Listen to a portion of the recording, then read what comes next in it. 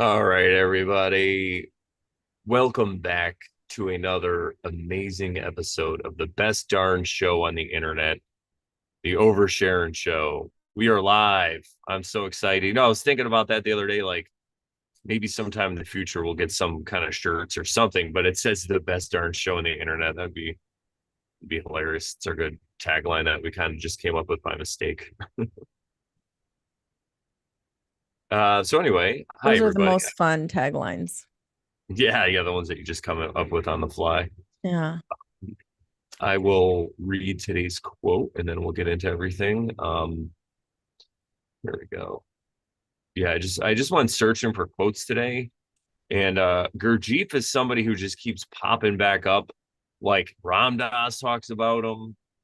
I think Dr. Gilbert, what's his name again? We were just talking Oh, about him did for. he mention him too? I think he mentioned him I feel like too. he did. Someone else that was maybe even like archaics and like just everybody kind of. So I was looking through some of his quotes. I found a bunch of great ones, but this one seemed pretty good for our episode today. So I'll this is our quote for today. You must learn not okay, let me try it again. You must learn not what people around you consider good or bad, but to act in life as your conscience bids you. An untrammeled conscience will always know more than all the books and teachers put together. And that is by G.R. Gurdjieff, and it's from Meetings with Remarkable Men. I think it's a book. So I really like that quote because it reminds me of the quote in the Bhagavad Gita, just simpler, the one that's like the scriptures are to the holy man as to water is the floodplain, to the man who knows, like, there's nothing you need. You just listen to your inside, you know. Yeah. And some people are afraid to do that. So, um, oh, hey, Thomas, somebody in the chat. I don't know who that is, but hey, welcome. Um, Welcome. but yeah, like the other day or even yesterday, I was saying in a chat how some people choose a right hand path to life, and other people choose a left hand path to life. And the right hand path would be, as the way we heard it described by Benjamin Balderson. I don't even know if this is like across the board, but um, like a right hand path is where you are taught by others and people tell you, you need rules, you need somebody to tell you this is how you live your life, and then, left hand path would be more of a follow your intuition, do your own thing. And I was like, I'm kind of a middle road, middle path person. I mean, I went the route of like, give me what needs to be done, like give me the list of rules. I grew up in the religious background, and um once I realized what they were telling me the rules were, and I used that in my own consciousness to, like, I don't even know if I'm saying it right, but like I just took that and I used my own intuition to kind of decipher and break it all down and realize that I kind of didn't need that anymore. And I could follow my own conscience because, or my own intuition, because one of the Bible scripture verses that I quote all the time that stood out to me and stuck with me ever since I read the Bible, like for myself, a few times in a row over the period of like 3 years,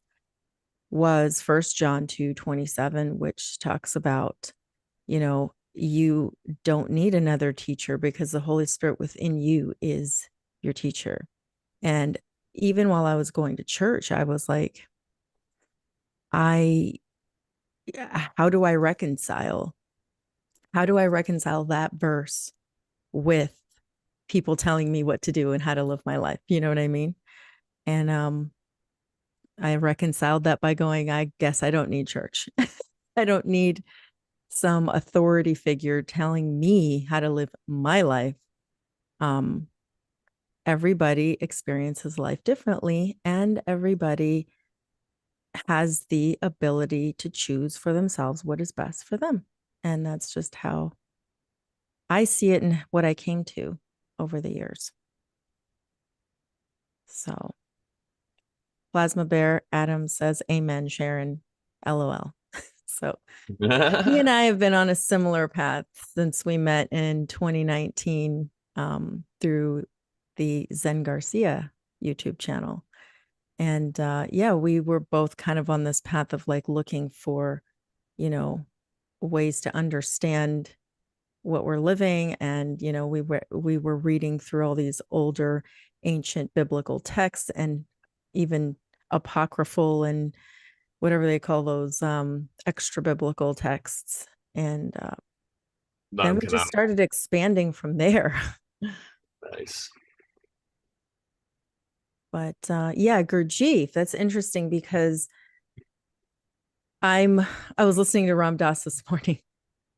Sometimes I end up listening to him like the day that we're gonna do a show. It's funny. I don't mean to do that. It just happens. Um but yeah, sometimes he mentions Gurdjieff. This time he mentioned the Tao, and I was like, oh, how appropriate, because we're Oh, gonna do a Tao episode. But yeah, I first heard of Gurdjieff through Ram Dass. I'd never heard his name before. And then I'd heard him say it multiple times. And then one day I came across a book that Cody bought through Audible. And I was just looking through his Audible because we have a shared library. So I was looking through the books he bought, and he bought this book that's called, I think it's called In Search of the Miraculous by Uspensky, who's mm. another Russian, I guess. And he wrote a book about Gurdjieff. And I was like, oh, wow. I guess that means I should probably listen to this because, but it's funny because as I listened to it, I was like, this guy's so mysterious. Like he makes himself so, so mysterious. Like I'm not very far into the audiobook because I've been listening to so many at a time, but I still have not grasped what Gurdjieff's all about. And I've also downloaded some other ebooks and other things related to Gurdjieff to kind of get a feel for him, but I still don't have like a fantastic feel for like what he's about. Because some of the stuff he talks about, I'm just kind of like the things I've encountered in like looking at the law of one and other other things that we've looked into and other, you know, the Tao and Bhagavad Gita and all these other ancient texts, whatever.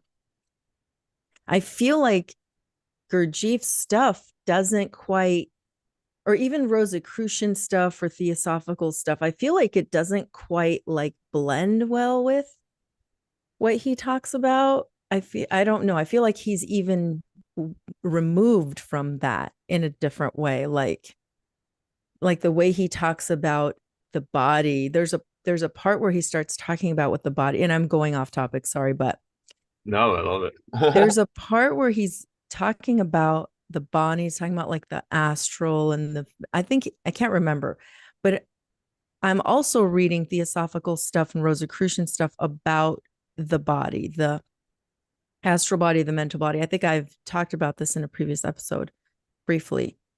And the way I was comparing two books side by side, one that was like from a theosophical perspective, another one that was like from a Rosicrucian perspective, and they're very similar. But upon hearing upon hearing Uspensky talk about what Gurdjieff talks about, it was different. It was like, it's almost as if Gurdjieff was like, you don't have these bodies until you get to this place. And I suppose if you don't believe you have them or you don't even know of them, maybe they're not there. You know what I mean? But if we're all, you know, energy and motion, right?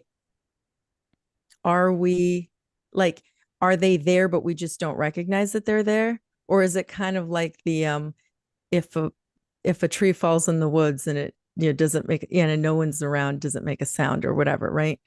Is it kind of like that? So I'm kind of like, I'm struggling listening to the Uspensky book about Gurdjieff because it's like rattling my brain a little bit. Good. I think that's what he's trying to do, I honestly. bet. And he reminds me of somebody who would be like super left hand path, like he's just like Ralph Waldo Emerson, right? Like Super left hand path, doing your Gurdjieff. own thing, like or like even like Ram Dass's guru Maharaji kind of thing, just like out there saying these weird things, and you're just like, what's Hmm. going on? Yeah, Yeah. So anyway, that was my total rant on Gurdjieff, and really not knowing yet what he's about, which is okay. But I'm gonna pull an I Ching card. Oh yeah. wow! I pulled. Go ahead. What were you gonna say? I was just gonna say we could talk about it further as you read into it more on later episodes too. Oh yeah, for sure. Everybody, go ahead. Though, what were we gonna? I pulled one creative power, sky Ooh, above, sky below.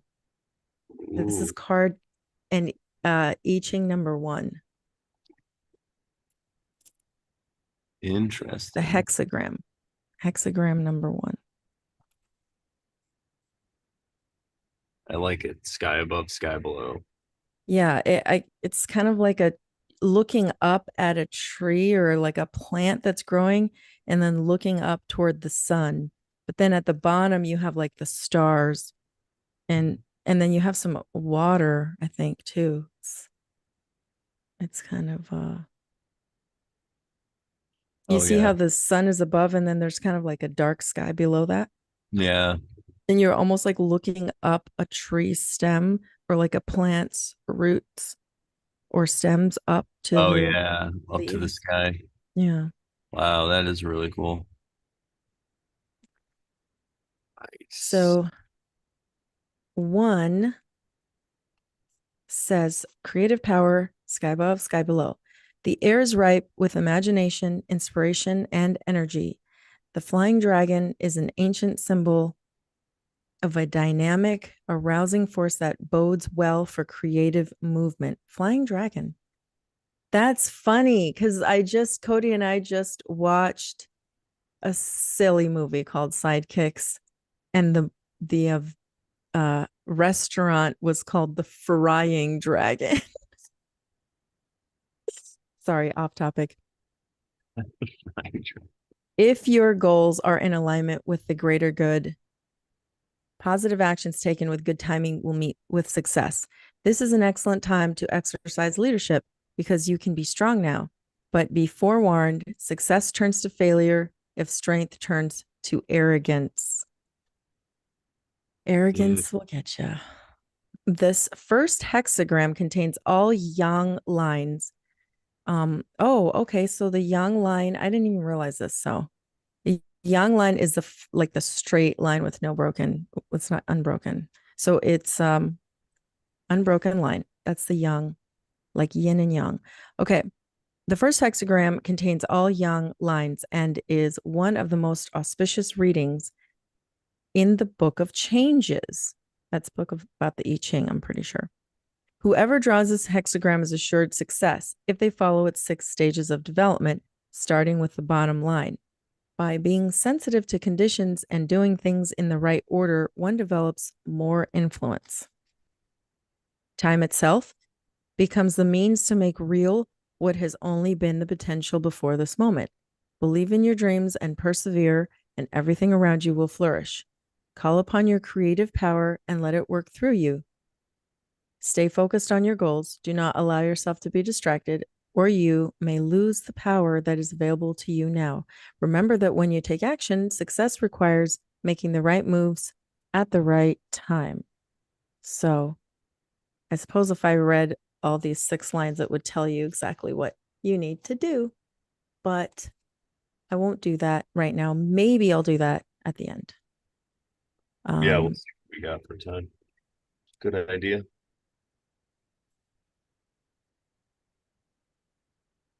Thomas says, I don't fully trust Uspensky. He seems fascinated with spirituality in this strange science fiction kind of way. He has pages of numbers and figures that seem so disconnected to the point. Interesting. Thank you. I did think some of his, like listening to his audiobook was a little bit convoluted for me. So I'm not the only one, I guess.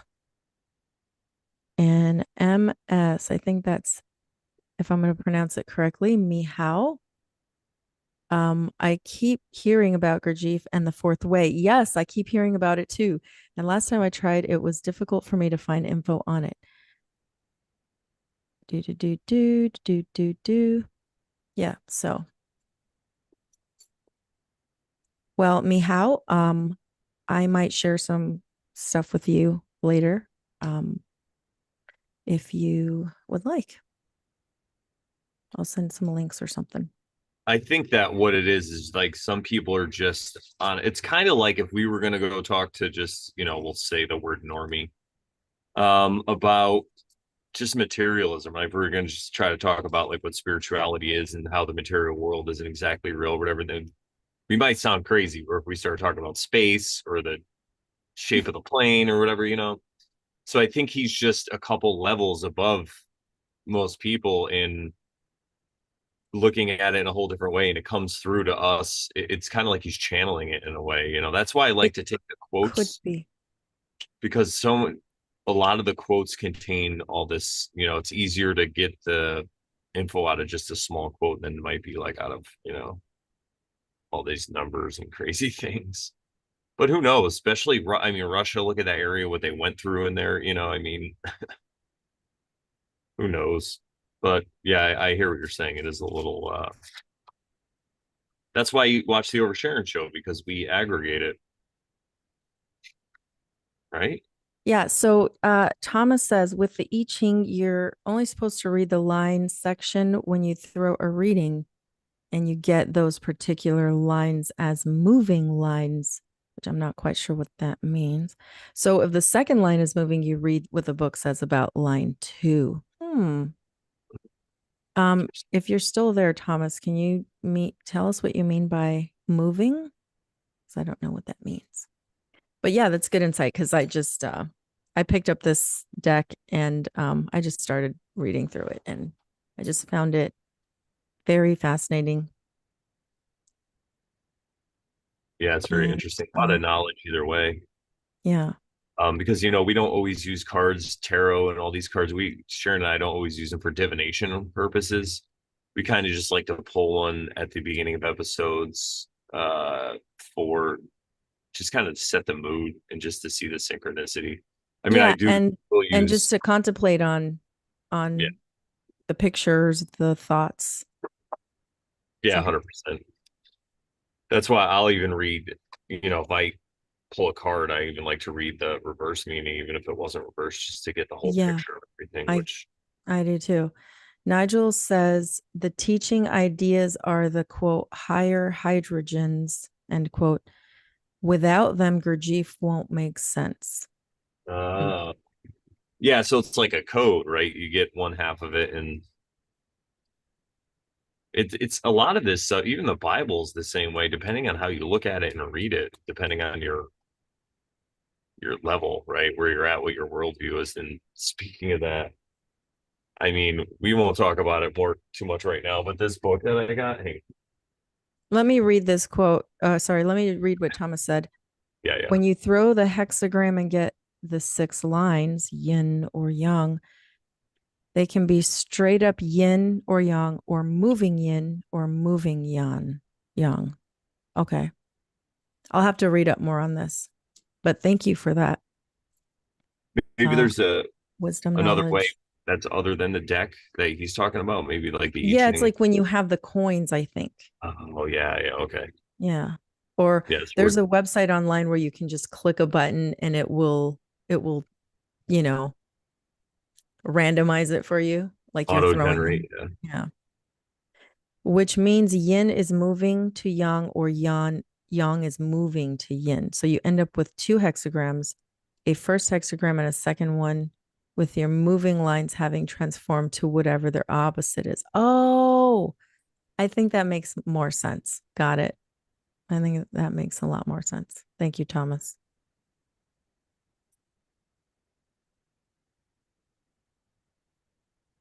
It's all in the intro to the I Ching, which I haven't read yet, but I've been meaning to. Yeah. It's We're in my just running pile and gunning. somewhere, you know. It's in my pile of ebooks in my Kindle or iBooks library somewhere.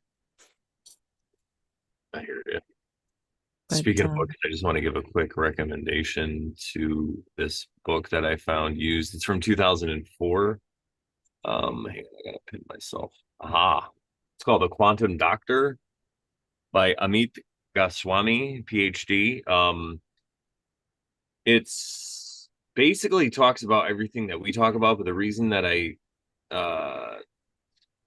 wanted to bring it up is because like he uses words like worldview and all these things like, but he talks really about materialism and how even like Chinese medicine and Indian medicine, they could still be coming at it from a view of materialism. And that's kind of why you can't what's the word I'm looking for?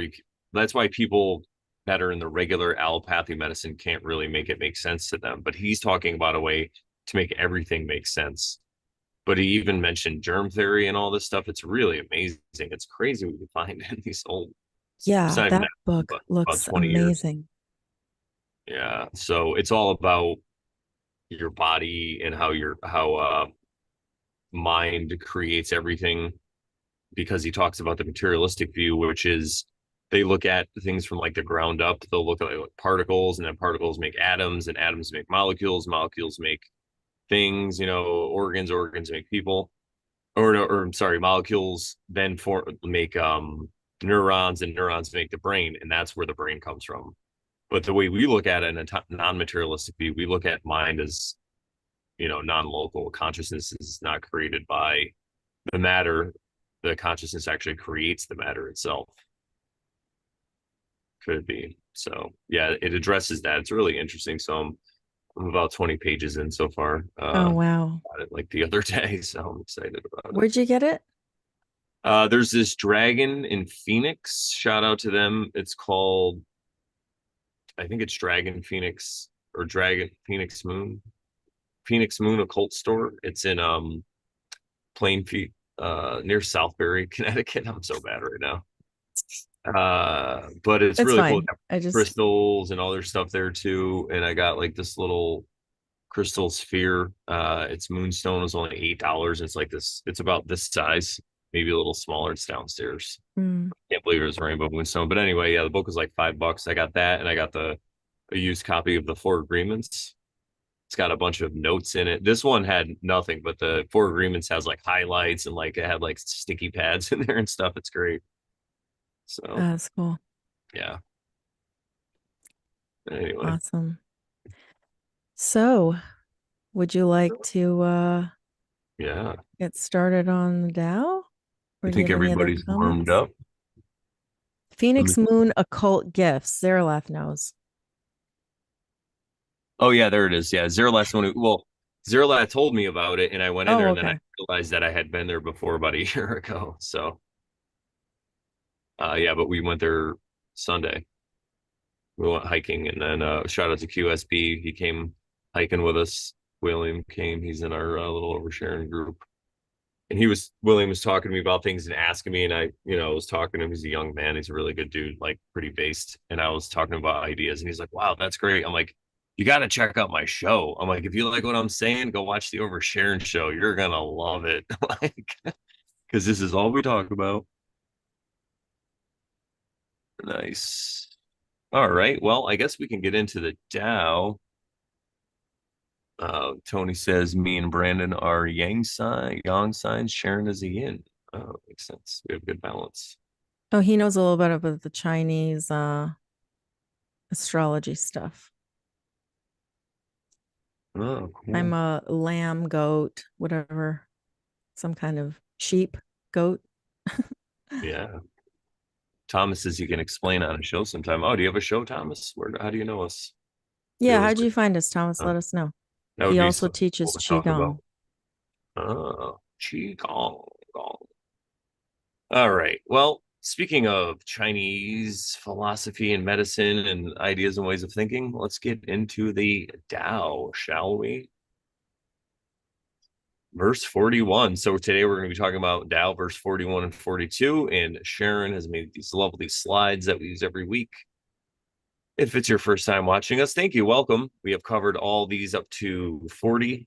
so far, and you can check them out in their own playlists on YouTube here on the Brandon Bonanza channel. It's the Oversharing Dow series. Go check it out. We even do an intro to the Dow as well. So So B, just real quick. yeah. So I split it up into like 3 slides for verse 41. Um, after you Oh, read, I put the pieces of like the first part of verse 41 all on one slide, but the oh, okay. others are like so long, so I had to split them up into two, just so you know. So when you read Stephen Mitchell part one, you'll have to go to the next slide to Okay. read the part two. Yeah, that makes sense. All right. Switching up a little different, but it makes sense the way you did it because all the beginnings are so short. We get them all on one page. All right. So we're gonna the way we do it is we're gonna read every one of the four versions that we have, and then we're gonna go back and break them down. So Stephen Mitchell's version from 1988: when a superior man hears of the Tao, he immediately begins to embody it. When an oh, you know what? Here, look, I remember to highlight it. When Mhm. an average man hears of the Tao, he half believes it, half doubts it. When a foolish man hears of the Tao, he laughs out loud. If he didn't laugh, it wouldn't be the Tao. That's like one of my favorite verses, I think. All right. Thus it is said, the path into light seems dark. The path forward seems to go back. The direct path seems long. True power seems weak.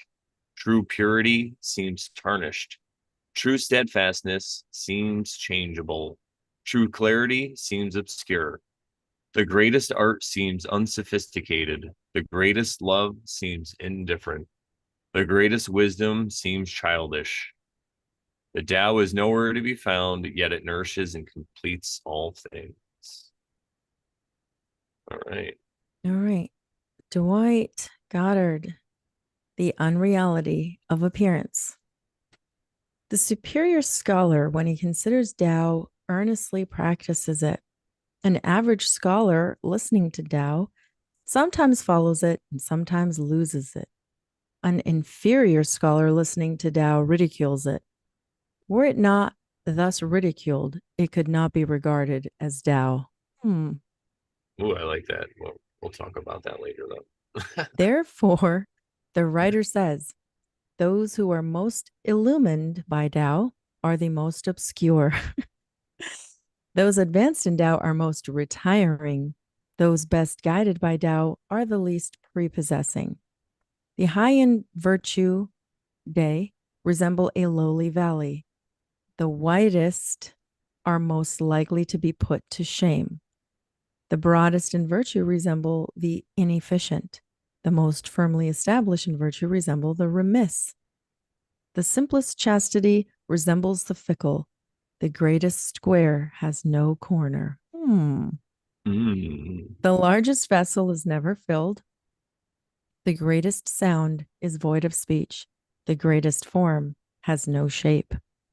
Tao is obscure and without name, and yet it is precisely this Tao that alone can give and complete. Nice. So many paradoxes. I'm excited.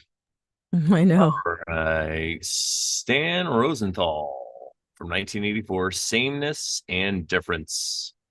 On hearing of the Tao, the wise students practice. Is that it with intelligence? With diligence? I'm sorry, with diligence. Wait. On hearing of the Tao, the wise student's practice is with diligence. That makes sense now. The average student attends to his practice when his memory reminds him to do so, and the foolish student laughs. But we do well to remember that with no sudden laughter, there would be no natural way. Ooh, I like that. With no laughter. Interesting. Sounds like a comedian. Thus it is said, there are times when even the brightest seems dim. When the progress, Brightness with a thus it 10. is said, there are times when even brightness seems dim. When progress seems like regression. When the easy seems most difficult, and virtue seems empty, inadequate, and frail. Times when purity seems sullied, when even reality seems unreal. Ooh. And when a square seems to have corners, When even great talent is of no avail, and the highest note cannot be heard, when the form seems formless, and when the way of nature is out of sight. Even in such times as these, the natural way still nourishes that all things may be fulfilled. Oh, interesting. All right. Aleister Crowley, the identity of the differential. The best students learning of the Tao set to work earnestly to practice the way. Mediocre students now cherish it, now let it go. The worst students mock at it, were it not thus mocked. It were unworthy to be Tao. Next part. Thus spake the makers of saws, and I don't know what he means by saws. And I checked, and it's not a typo. At least I don't think it is. The Tao at its brightest is obscure. Who advanceth in that way retireth. Its smooth way is rough. Its summit is a valley. Its beauty is ugliness. Its wealth is poverty. Its virtue, vice. Its stability is change. Its form is without form. Its fullness is vacancy. Its utterance is silence. Its reality is illusion. Nameless and imperceptible is the Tao, but it informeth and perfecteth all things. Very interesting. So, right off the bat, I like that they're talking about laughter in some of these verses. And I also like the paradoxes. It's really it's very Yeah. interesting to look at something by looking at its opposite, Yeah. and calling something its opposite. Yeah. It makes me think of, um, well, kind of like those who know don't speak, and those who speak don't know. Which I don't think we haven't gotten to that in the Tao yet, have we? I don't think so. Um, but it also makes me think of, when Jesus was talking to um his disciples and saying, like, you know, the Holy Spirit has revealed this to you. Like, no man has revealed this to you. The Holy Spirit has revealed this to you. And so people like that will seem to be crazy, weird, like out of this world, because people will think that they um, don't know what they're talking about, that they are insane, that they don't have a foundation for what they're talking about, or that they're um, floundering. They're not on something steady. People will have that view of them because of these concepts that we're talking about. So just throwing that out there. Yeah, totally. It all depends on your worldview too. That's Mm-hmm. the great thing about this. It hits you different at every stage, Yeah, like it any does. religious or spiritual text that you can think of. Same thing. Yeah. Cool. Right. Let's see. So we can go into the breakdown. Breakdown. Sharon made it nice and easy. I hope so.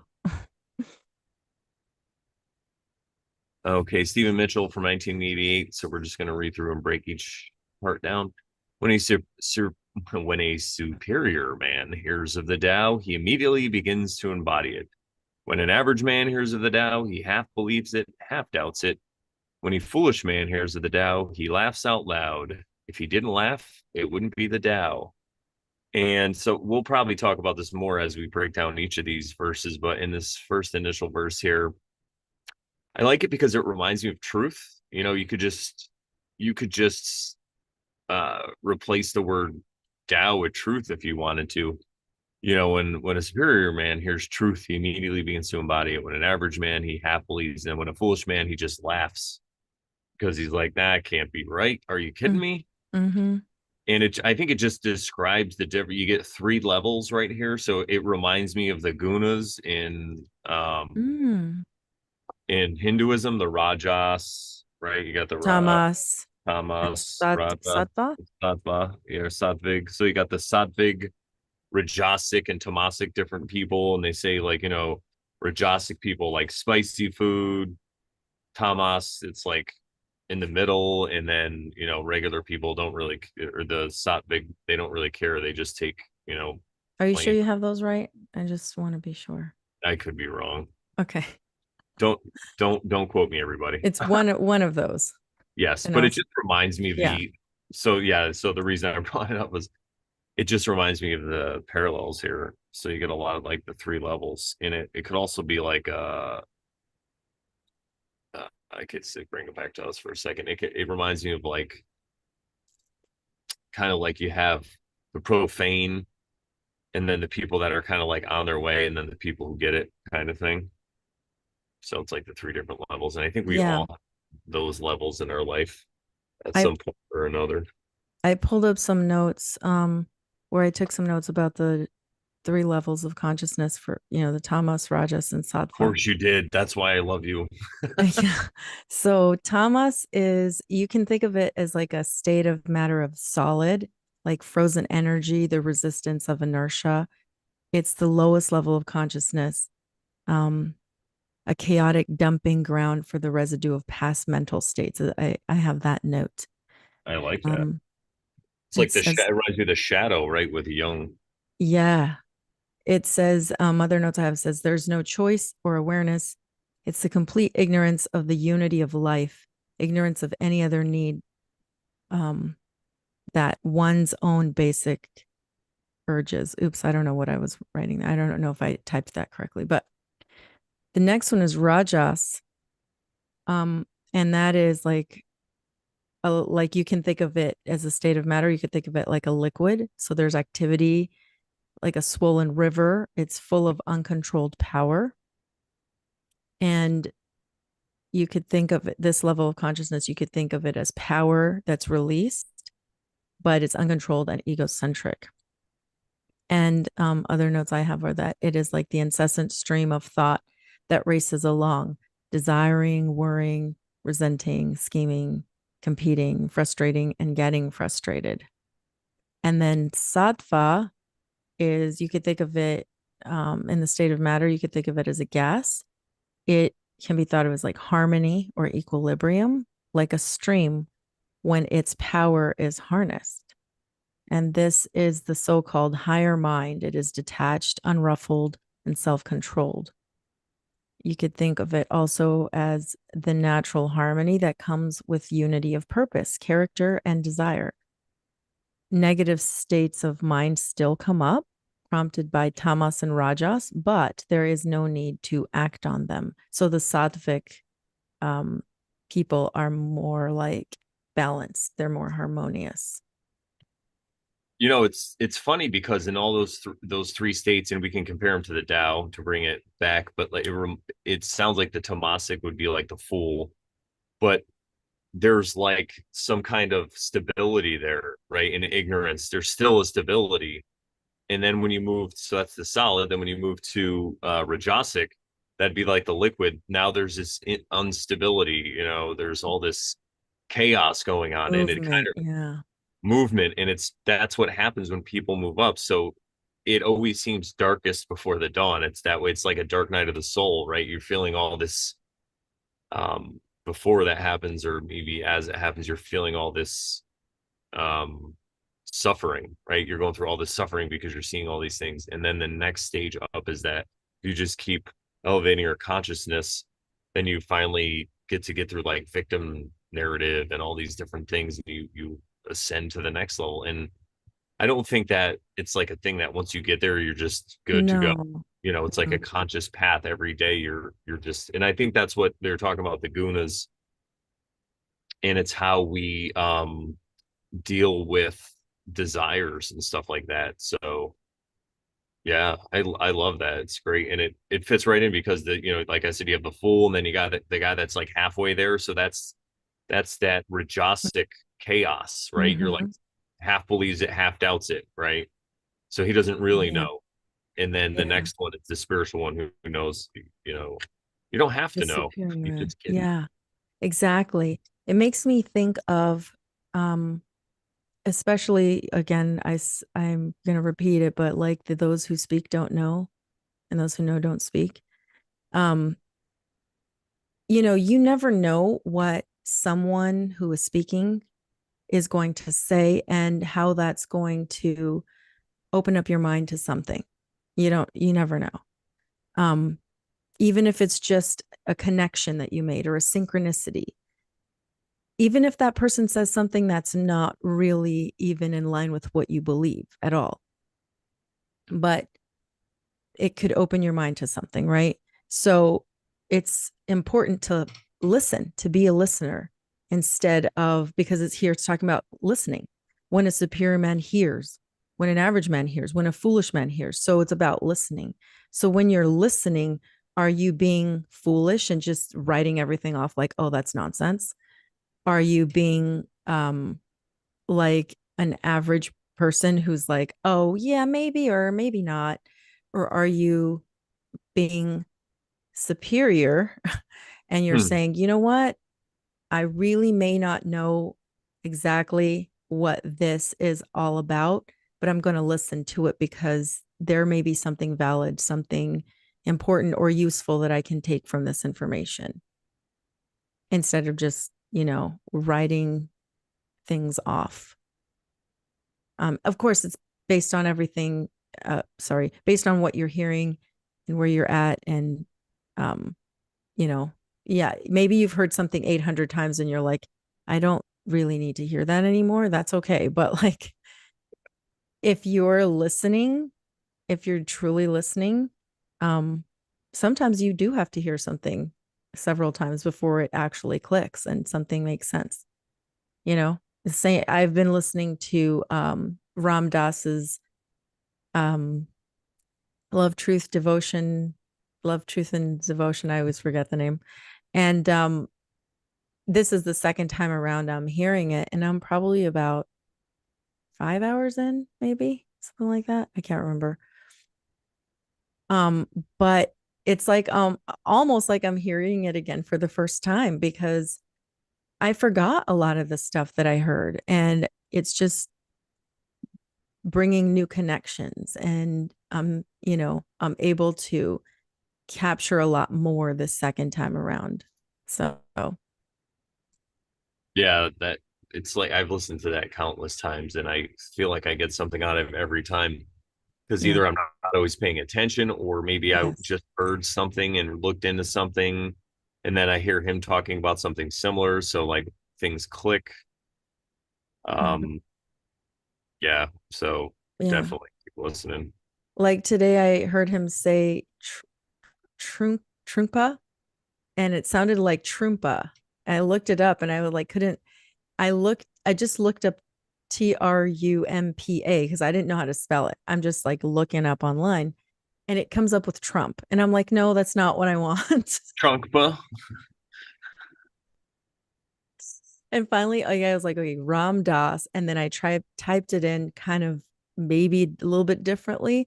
And it finally came up with the way to spell it. And it was a guy that he knew. And it's spelled Trungpa. So it's an NG as instead of an M. That's why I kept hearing. But when you hear the P sounds, you'll hear an M because the P and the M are made in the same place in the mouth. Right? So Uh, you will still hear an M, even though it's not there in the smelling. So anyway, I looked up who that guy was really quick because I was like, wait, I've heard him say this name many times, but I don't know who this is.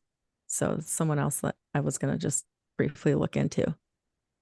he was like a spiritual leader, right? Like he Yeah, he was like well, and he was one of his friends, I guess, or something like yeah, that. yeah. So, A realized being or something allegedly, yeah. Um all right, I guess we can but look back. yeah, But yeah, 100%. I read, I mean, look at me with Dune or Wheel of Time, like I'll listen through or read through these things and pick up so much more no matter what they are, yeah, times around. And then sometimes you only have to read something once, it just depends yeah. on the then I guess. Or sometimes you only want to hear something once and you're like, okay, I'm cool. Like Yeah, yeah. I'll read something else. And, you know, I've done that before. There's certain things that call me back. And that love, spirit, devotion, whatever it's called, Ram Dass stuff, I really like coming back to it. Um, I forgot what I was gonna say. All right, I'll read the Dwight Goddard. It's all right. So the unreality of appearance, first part of verse 41. The superior scholar, when he considers Tao, earnestly practices it. An average scholar listening to Tao sometimes follows it and sometimes loses it. An inferior scholar listening to Tao ridicules it. Were it not thus ridiculed, it could not be regarded as Tao. Um, and this is like just another way of saying what Stephen Mitchell said. Um,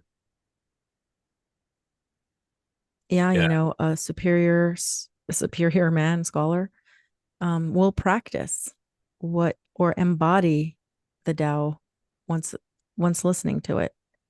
I know that when Brandon first told me the quote, and I hadn't even read the Tao yet, I don't think, but those who know don't speak, and those who speak don't know, it really stopped me like dead in my tracks. Like, oh crap. Like, it's way more important probably to listen and to speak only when it's necessary, you know?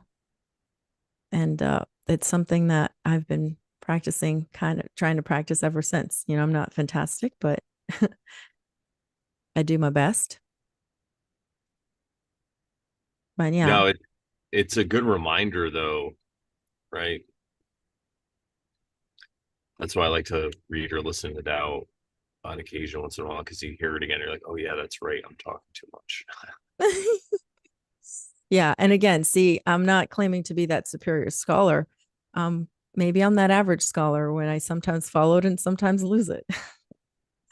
Yeah, yeah, exactly. And there's, let's see this sometimes. Okay. And then the inferior scholar who ridicules it, right? Hmm.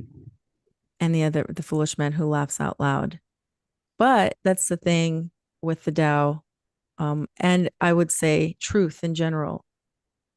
Foolish people, inferior people will, point at something and laugh. And I would say it comes from their own, um, it's like silencing their own trauma and their own whatever's their own darkness. It's a way also to justify it, because if it's funny and it's silly, then you're like, that's not. What do you mean those who know don't talk? That's ridiculous. Then why is this teacher up here talking all day? Yeah. You know, um, but yeah, I think that's exactly what it is, right? Mm-hmm. Mhm. Yeah, do Stan You Rosenthal. get this self-delusion going and you just laugh at it or you can ridicule it, same kind of thing. Yes, Stan Rosenthal. Okay, so I'm going to read this part. Sameness and difference.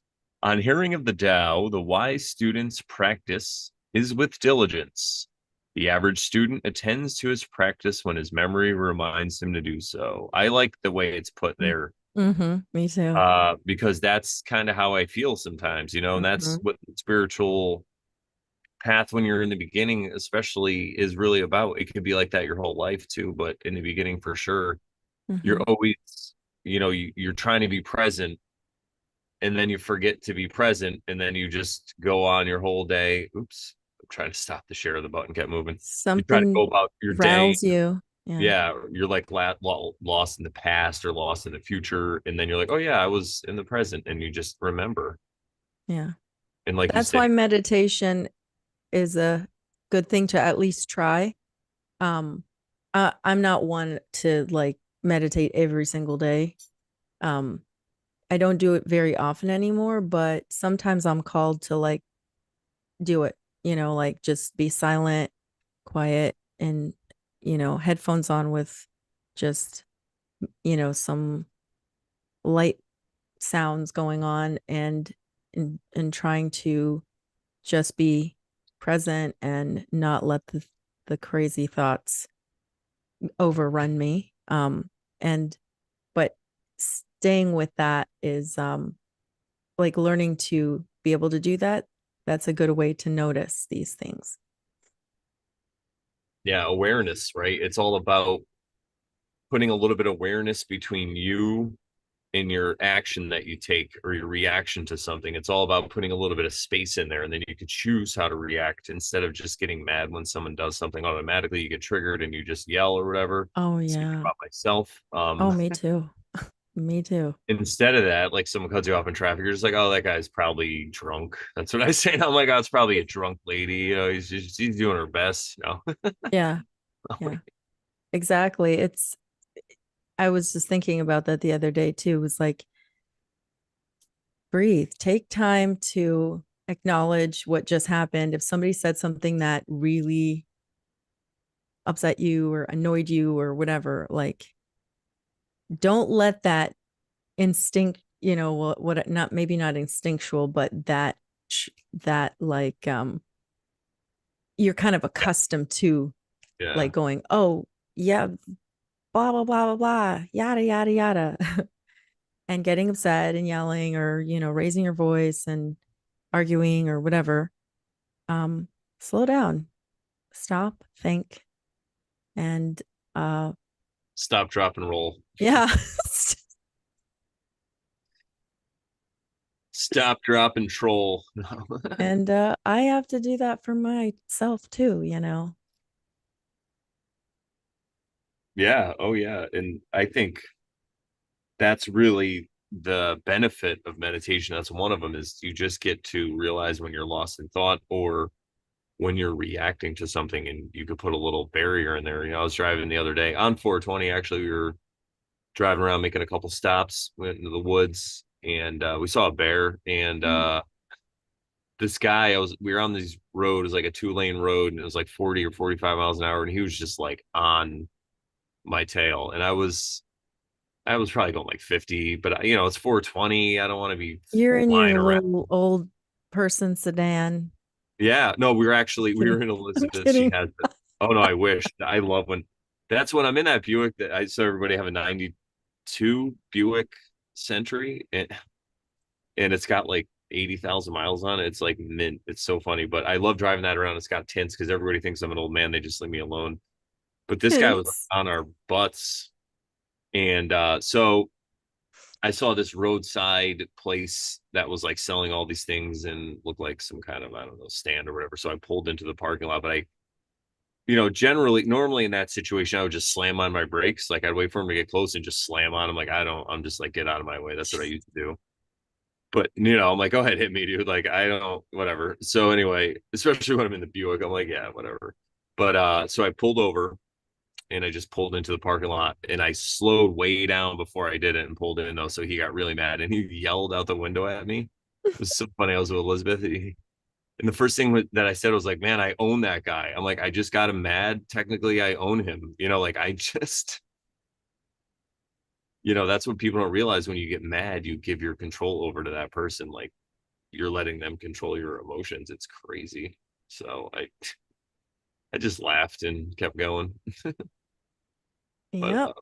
he didn't pull over. I think once he got to look at me and saw, you see this face with like a bandana and sunglasses, you're like, I don't want to mess with that. Like that guy could be a hippie or a heathen. I don't want to find out. Yeah. Or a I Hell's Angel, right?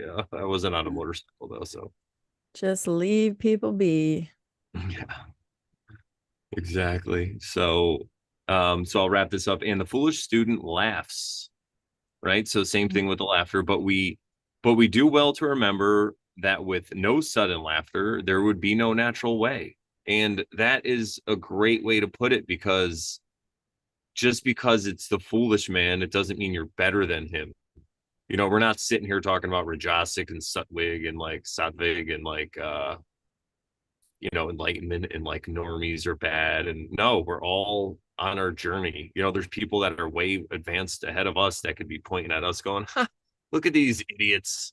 They're totally getting it wrong, like so um it's like we always say when you point a finger, there's three or four pointing back on you. And it's a good reminder to just work on yourself. Don't worry about the foolish man. This is just a gauge to see where you are. All right. It's not about, oh no, that's the foolish man.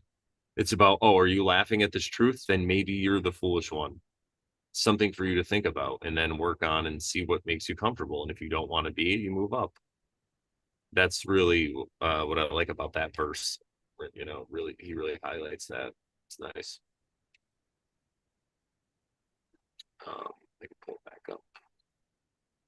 Yeah, Aleister Crowley. Go there ahead. would be no natural way, just to point a fine point on Hmm. that, right? So Hmm. without the sudden laughter, without the fools, there would be no natural way because you got to start somewhere. It's just like the fool card. We all start there.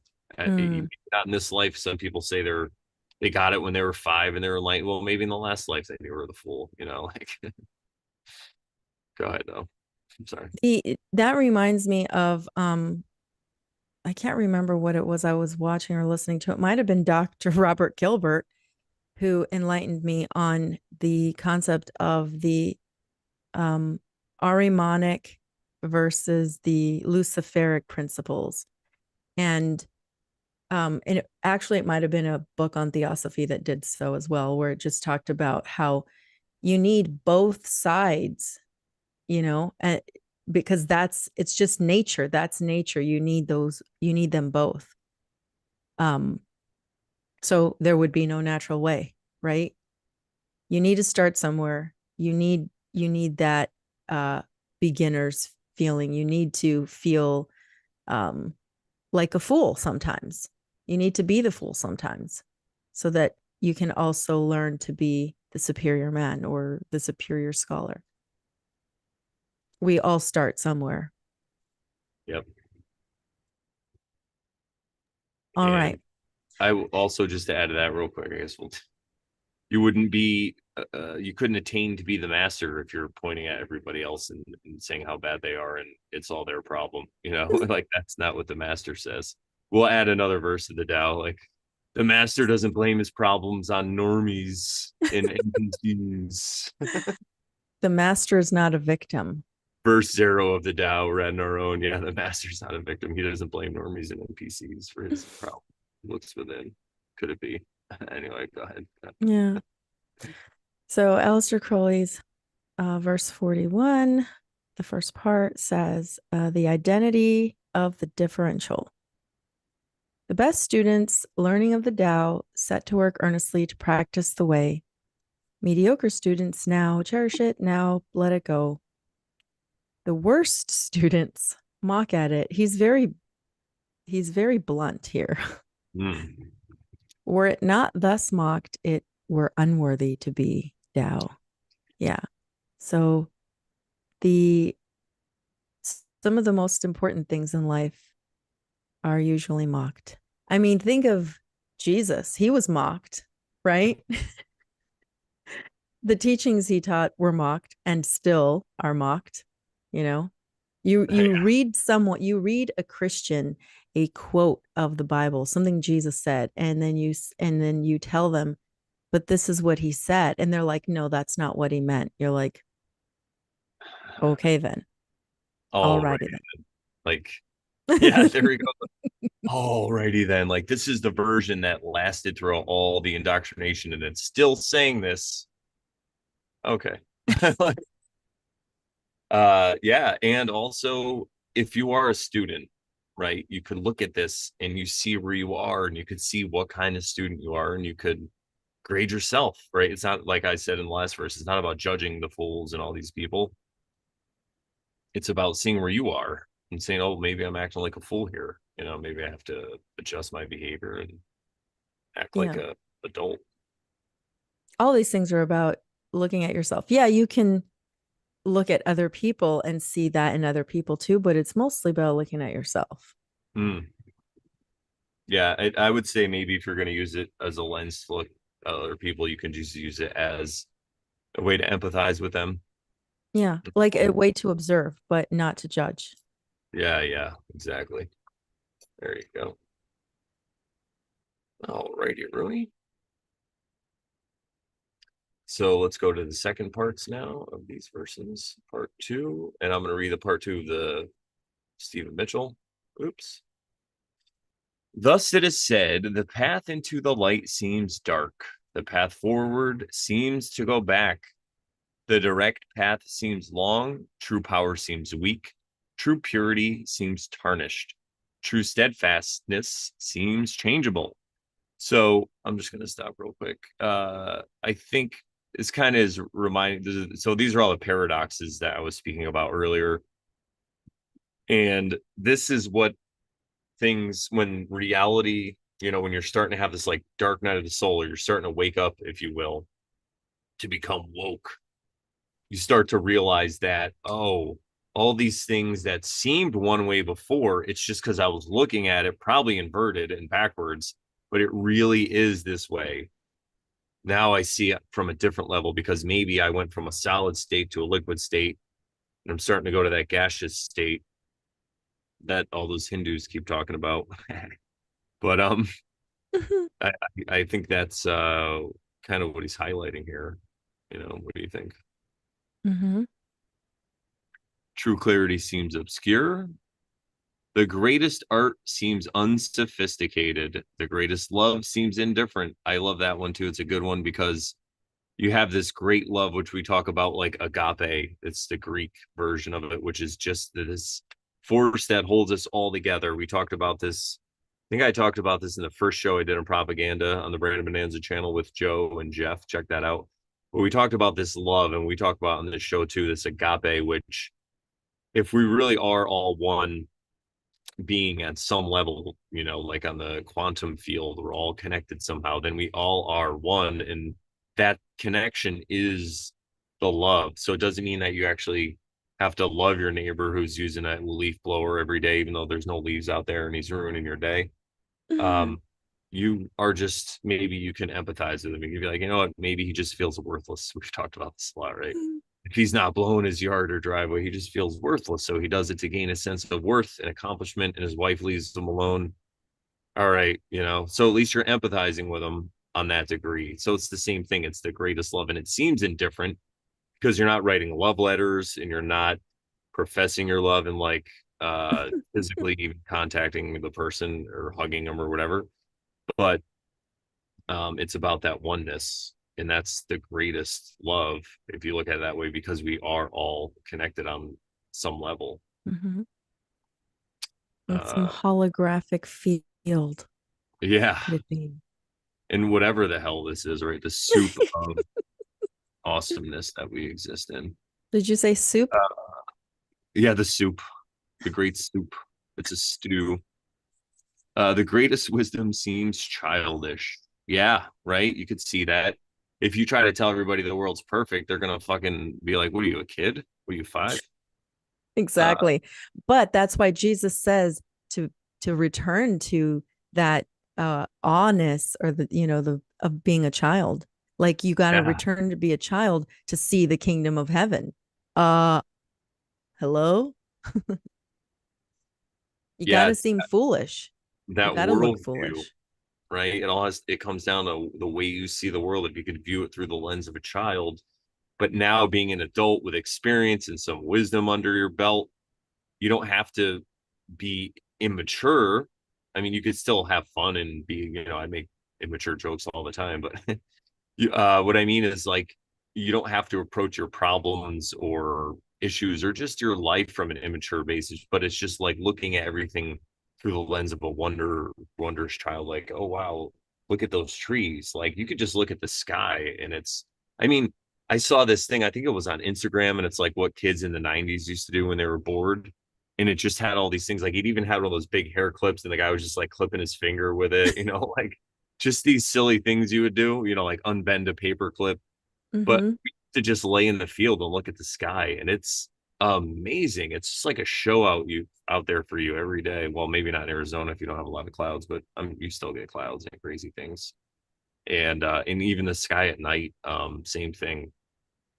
It's just about looking at, you could look at everything from that point of view, because I feel like we get into these routines and we get stuck in these cycles and everything becomes mundane and we become cynical, and we lose the magic that is every day in life. And when Yeah. we people talking about it, it just sounds silly. It's like, what do you mean? Mm-hmm. I want to Yeah. suffer. One of the Don't quotes lose the magic. I almost read from Gurdjieff, I think it was from Gurdjieff, was kind of like it's easy for people on this path to give up everything, but the hardest thing is to give up their own suffering. And I know Ram Dass talks about this too, where a lot of people don't want to let go of that suffering because it defines who they are. They're like, oh, I have this terrible life, everything's going wrong.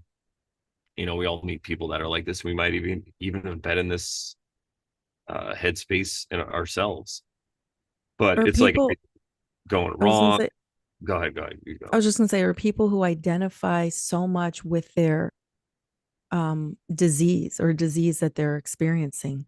I am XYZ, you know, I've been diagnosed, and now that's all their life is. And they want to tell everybody that that's what they are. And that's what, awareness of this disease and my, fight against this disease. It's like, is that really you?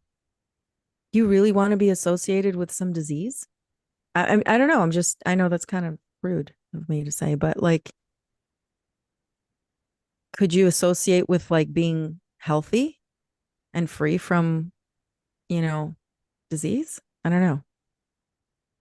I never could associate with that. But I kind of grew up in a church that was like don't call it, it's weird, but this cult that I grew up in was the They had cult some lead positive, right? yeah, there were some positives. This cult leader was like a quote faith healer. So he would say like don't identify with the disease, don't say it's mine, it's not your cancer, it's just what it is cancer. But if you once you call it yours, then you're identifying with it, you're associating it with yourself, and then what you like it's you, it's part of you. Like what if it doesn't have to be part of you? It I don't gains know, more it just power, could it be, right? it gives it more power, perhaps. Could it be? Gives the disease more power. Hey, PK, welcome. APK. Yeah. Anyway, that was just my little side rant. And I interrupted you. Sorry. No, no, I was just scatting, I'm just scatting, man. But it does, that's so true though. It really is.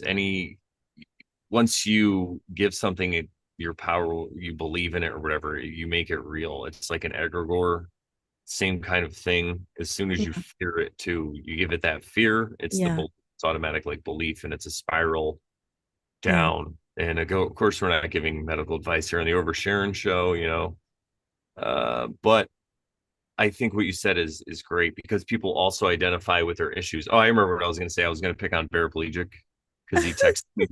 I was going to be like, except for him, there's nothing he could just stay in his misery all day and suffer. No, I'm just kidding. I love you, Barry. He's great, but he's a good example because he's somebody who had his legs and everything, and then he was shot, and now he can't walk, and he's still out there crushing. Like every time I see him on Instagram, he's like driving around, going to the store. He's got his own businesses. You know what I mean? He could easily be living somewhere in a nursing home, just Yeah. like so terrible, playing video games all day or something, But no, he decided to, despite Make his, coffee. yeah, he makes amazing coffee. Check it out. He's got some new roasts. He texted me. I got to respond the other day. He texted me. I'll order some of this coffee. I just got some Ethiopian coffee from this place that I go to around here. I haven't had in a Yerker while. chef. It's a different kind. Okay. Yeah, I've It's a been getting an Ethiopian variety myself that I I do like like. Burger Chef. I do get that, but I wanted to try this one. It's a little Yeah. different. It's a little Mine's fruitier. different too. It doesn't have a name. It just says Ethiopian. I can let you know the name that's written on there. I forgot though. Anyway, let's get back to the old. Speaking of coffee, let's get back to the Tao. The Tao is nowhere to be found, yet it nourishes and completes all things. And Mm, that is, going back to everything that when this Tao talks about, when it references itself, it's always this paradoxical thing that's just yeah. everywhere but nowhere, and you can't see it or taste it, but it's because it's what you're doing. Like what we're doing now. It's totally the Tao. Mm, It's just the way it is. yeah. Um, Let's see. Annie D says, I got upset a bit when people would say, "Where's your mask?" Was I saying, I was saying, there is no my mask, and I don't say it. Yeah, there you go. It's the same kind of thing, right? Welcome, Annie D. And don't say it. All right. Let's get back to the Alice or the Dwight Goddard version.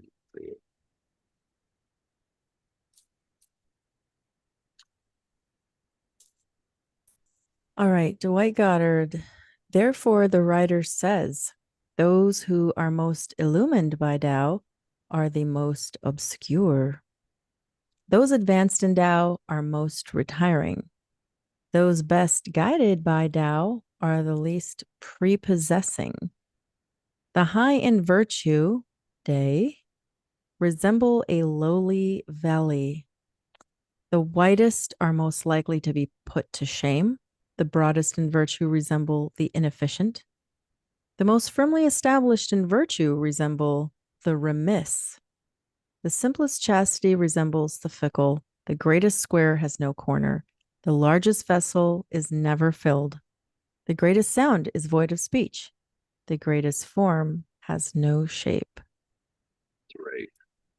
What do you think Tao about is I do? obscure and without name, and yet it is precisely this Tao that alone can give and complete. But yeah, there's lots of lovely um what do we call Language? them, paradoxes in there. Yeah, paradoxes. Yeah, yeah. And let's see. Like someone illumined. Yeah.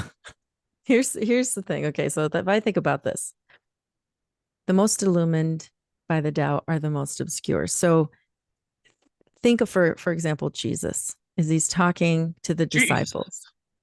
Yeah. And there's people in the crowd that are like, you're being obscure. Like, I don't understand what you're saying. You're speaking in parables. And he's like, yes, I know. I How mean, astute of you to notice. No. yeah. So it it's like if you know, you know, right?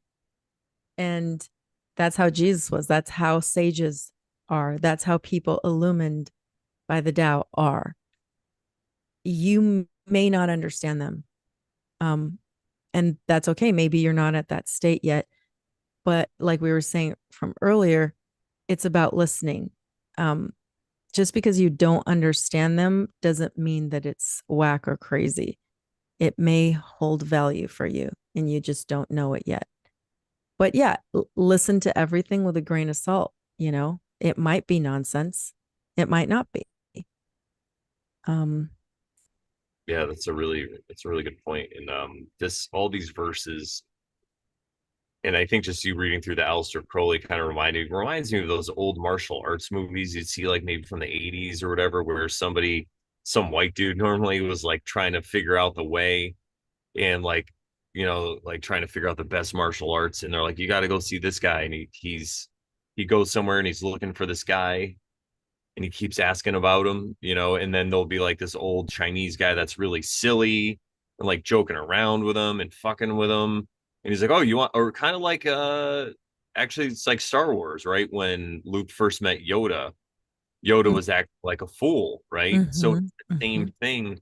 So, a ascended master or whatever, somebody, a master or whatever, however you want to frame it in the words of the Tao, might seem somebody that's like somebody who's silly and funny and doesn't know what the hell's going on, even in that way, because they could be testing you. Because if somebody can't take a joke, or if they get triggered so easily by stuff like that, then they're mhm, not ready for the knowledge, probably. Like they have mhm. some other steps they gotta do. Indeed. Yeah. Um, let's see. The next line's about those advanced in Tao are most retiring. I don't know kind of what that means there. Oh I yeah, don't let's. have any comments for that. Sec Uh, up just about, yeah, right there. Those advanced in Tao are most retiring. Any thoughts on that? Maybe a person like who isn't working as hard, kind of just like chilling. I guess we could look at the definition of retiring Oh, to see exactly what it means, but you would yeah. think somebody's advanced is like hardworking. That's what I'm guessing off of the context of this, but Okay. yeah. Withdrawn from contact with others, reserved, shy. Oh, there you go. Okay, yeah. So like a hermit kind of. Yeah, very true. Because it's like those who know don't speak, those who speak don't know. They're not going to be out there like trying to preach their stuff. Like, I highly doubt that.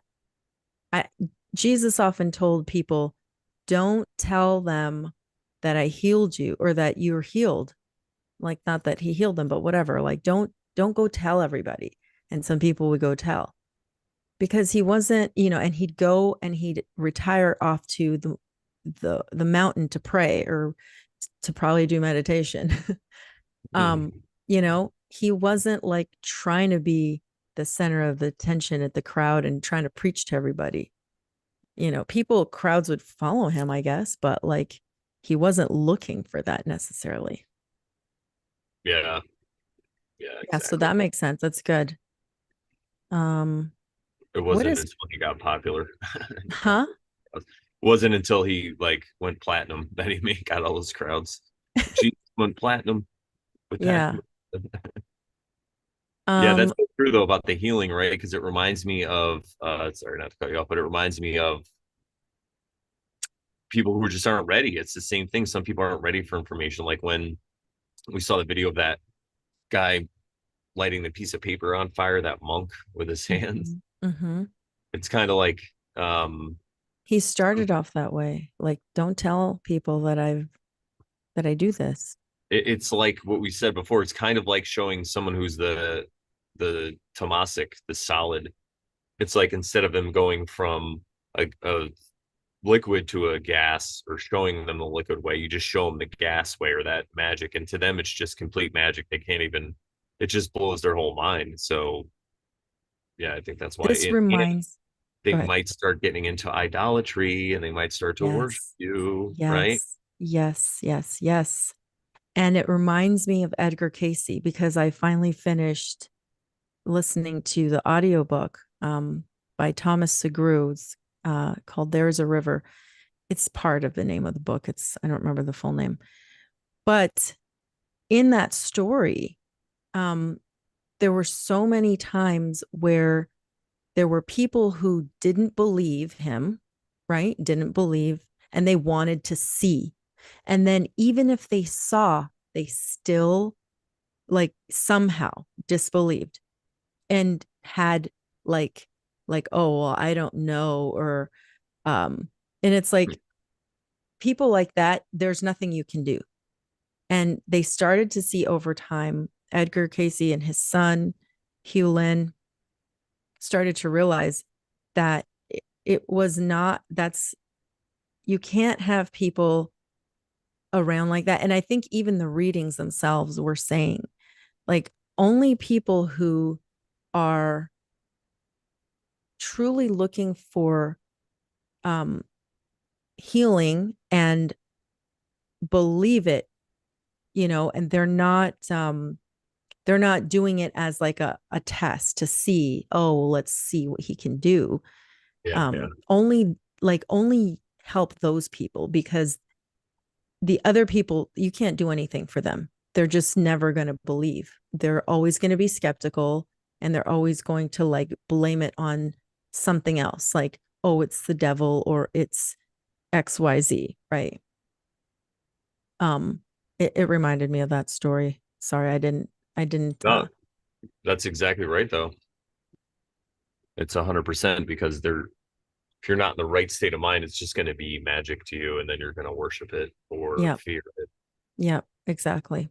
I like that. Worship it or fear it. Yeah, very true. Cool. Well, the next line,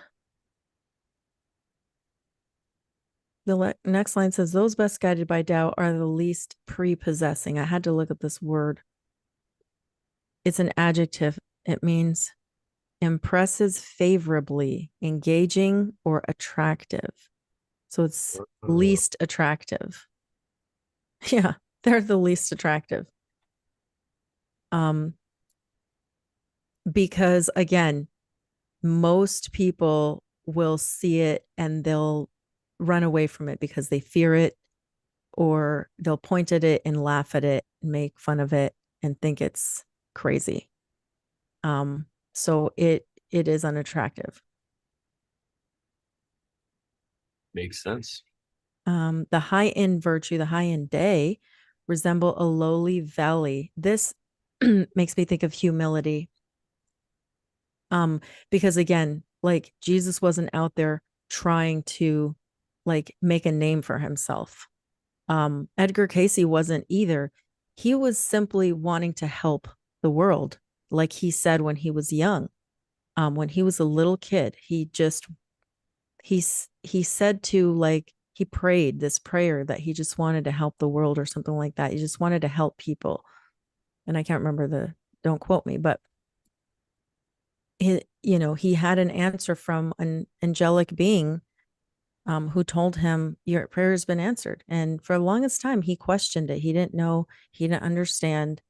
And it was by this um, amazing power that he had to go into this deep sleep where whereby he channeled his higher self and the Akashic records or whatever. Like I don't quite understand it, but he was able to comprehend all this medical information that he in his life in that lifetime had no knowledge of. He couldn't have had any knowledge of. And his whole life was lived in pretty much humility. He went through so many troubles, uh, a lot of it in poverty, because he wasn't trying to make money off of it. And the people around him who were like seeing his abilities were they wanted to make money off of it, and Yeah. that's why a lot of times things would fail for him, because he was getting with people who were like trying to take advantage of him or just take advantage of his abilities. And so he was very humble, and that's like lowly valley there, right there. That's what that reminds me of. um the 100%. whitest are most like did you have something to say? Oh, I just said 100%. I like that. Yeah. And the next line is the whitest are most likely to be put to shame. And this is talking about purity, because the white is always associated with purity, um, in esoteric terms, I'm sure. And I don't know. That's what I'm guessing. What do you think? Yeah. I think that it goes back to what we say about it's a whole balance. You don't want to just be all white and all light in this context, right? So right now, well, I mean, this is the thing, right? So it's your life. You can do with it what you want, but it brings me back to what I would always say about the Jedi, right? We just talked about Yoda says is perfect. Why was Luke the perfect Jedi or whatever? Because he embodied both dark and light. He listened to others and himself. Um, So he listened to his intuition. He wasn't just like Yoda in a Jedi Council in the prequels. They just let the bad guys take over basically right under their noses because they were so focused on the light and the good. It reminds me of the New Age movement. And then you have the darkness, which is kind of going within and doing that self work and looking at the shadow. So it's not rejecting the shadow, it's looking Mm-hmm. at it and integrating it to be one.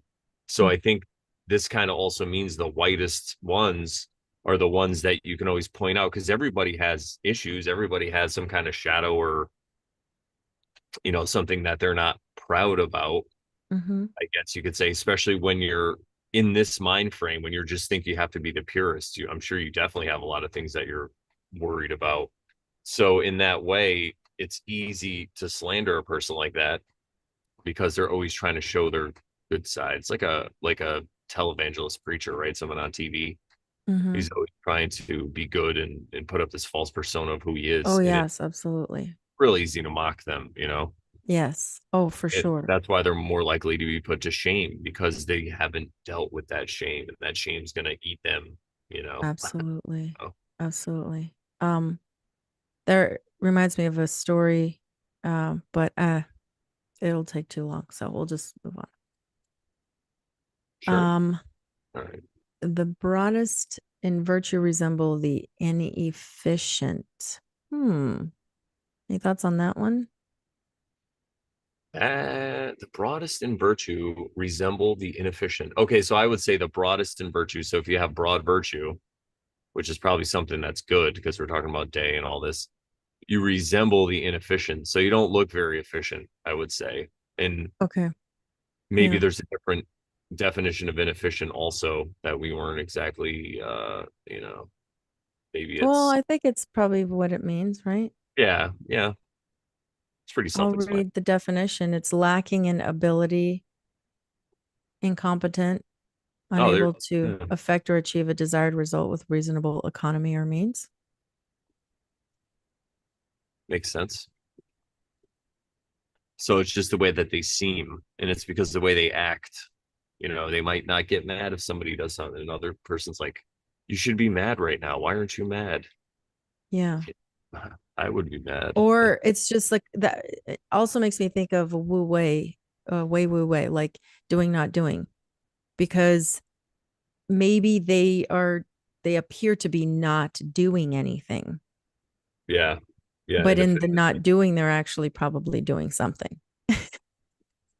yes, it might not appear in the physical realm like they're doing much, but Right. Like maybe, for yeah, example, let's just take the example of speaking, if they're, oh, you're so wise and you know all this stuff, why don't you teach? Why don't you go out there and like have this academy and like make all this money and do all this stuff? And he's like, I don't have to do that. So he's looked at as inefficient. You're not making money? What do you mean? I don't understand. How could you not? Yeah, how it's much do you make very, doing your podcasts? I hear that yeah. all the Oh, time. I'm you like, make money through your podcast? No. uh. I don't understand. I mean, I save a lot of money because I'm podcasting instead of doing other things that I would try to be spending money on or whatever. But yeah, no, yeah, it is funny how people they're like, wait, you do all that work and you don't get money? It's like, well, there's other forms of currency, my friend. Yep, Yeah. So there you ah, go. That's another view. like that. It's so true though. The most firmly established in virtue resemble the remiss. Now, let me look up remiss because I just want to make sure I know what I'm talking about here. Okay, the remiss, it's an adjective. It's the negligent, the careless, slow in performing one's duty, lacking force or energy. Well, Goes back to what we were saying just now. exactly. It goes Yeah. back to Wei Wu Wei. Um, they appear to be, slow, negligent, careless. Yeah, that makes sense. The simplest chastity resembles the fickle. The fickle. Um, wow, this one's fun. I'm just gonna look up fickle just again for fun. Um, I'll look up chastity then. Fickle is likely to change, especially due to irresolution or instability. Casually unchangeable also means not constant or loyal in affections, like a fickle lover. The first one was likely to change, like fickle weather. So, In chastity, the state of practice or refraining from extramarital or especially from all sexual intercourse, also known as purity. So the simplest purity resembles the fickle. the not constant or not loyal or the likely to change. There you go. So they just seem like somebody who's like all over the place. And So, like, picture a monk, then, right?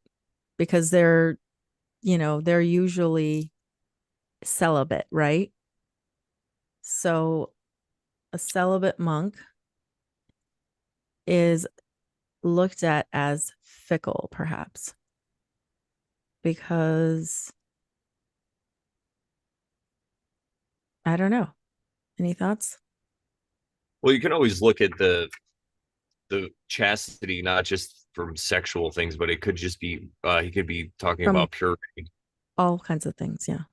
Yeah, so just like the simplest purity resembles something that is like, oops, all over the place. I just skipped. That it resembles something that's fickle. Because you would think something that's pure is predictable and acts in a certain way and acts like you kind of like a monk. People might expect somebody to act like a monk if they're super Mm, virtuous, but they might not act that way. okay. Yeah. Good point. Like something like that. Okay. Dwight All right. Goddard's got Googling. Yeah. The next part of that. You ready to go or you were looking something up? Nope, go ahead. The greatest square has no corner. This makes me actually think of um like when you zoom in on something and you zoom, like just like when people zoom into our bodies, right? And they find that it's mostly space because it's like an Yeah, atom and all the space around it, allegedly, right? Well, when I think of this, it makes me think like zoom, and there is no corner, or the corner is actually rounded because of it's not exactly a corner. Like when you, I don't know what it's like fractals or like what am I what are my what word am I thinking about? could be Um, fractals. like I mean, you zoom in so much. Oh, I know what you're talking about. Yeah, yeah. I don't know Uh, which word I'm looking for, but they it's make like, those things that repeat too, that zoom in. You could watch them, and they just keep zooming in. You know what I'm talking about? Like it's a yes, video, yes. video. Yeah, Okay, yeah. yes. And then it's like, well, there is no corner. Like there is no spoon. Just kidding. There is no spoon. Exactly. You think that's air you're breathing? The Yeah, I like it. Ship it. next one is the largest vessel is never filled. Hmm. I like that because you can look at it so many ways, but the way I'm kind of looking at it is it reminds me of like your couple overfloweth, right? But the Yeah. largest vessel is like the void, it can never be filled. Mm-hmm. And you Also just said reminds me, void. Go ahead. well, just Taoistically, with concerning desires and stuff. You don't want to be full or empty. You kind of just want to be a glass half full Mm, or empty, yeah, depending on yeah. who wrote you. It's Yeah, like the middle path, yeah, yeah, right? You're always receptive. You're never full. You're always willing to learn more. yeah. There you go. You're always willing to be open to other ideas. You're not like done. Oh, I'm done. I finished. I won the race. It's like I always This, used to say, um, we're all on a journey and no one has arrived, you know, yeah, at unless least in this lifetime right here. You know what I yeah, mean? that are people who are alive have not Yeah. arrived yet. I mean, I don't know about ascended masters and stuff like that, if there's any in the realm, but but could it be that they haven't arrived either? Because they're still here. They still have something to do. Yeah. Amazing. Um, and then the greatest sound is void of speech. Those who know don't speak, and those who speak don't know. Yeah, The quiet, being in nature, there's no speech. You hear animals, you hear birds, you hear the wind, the breeze.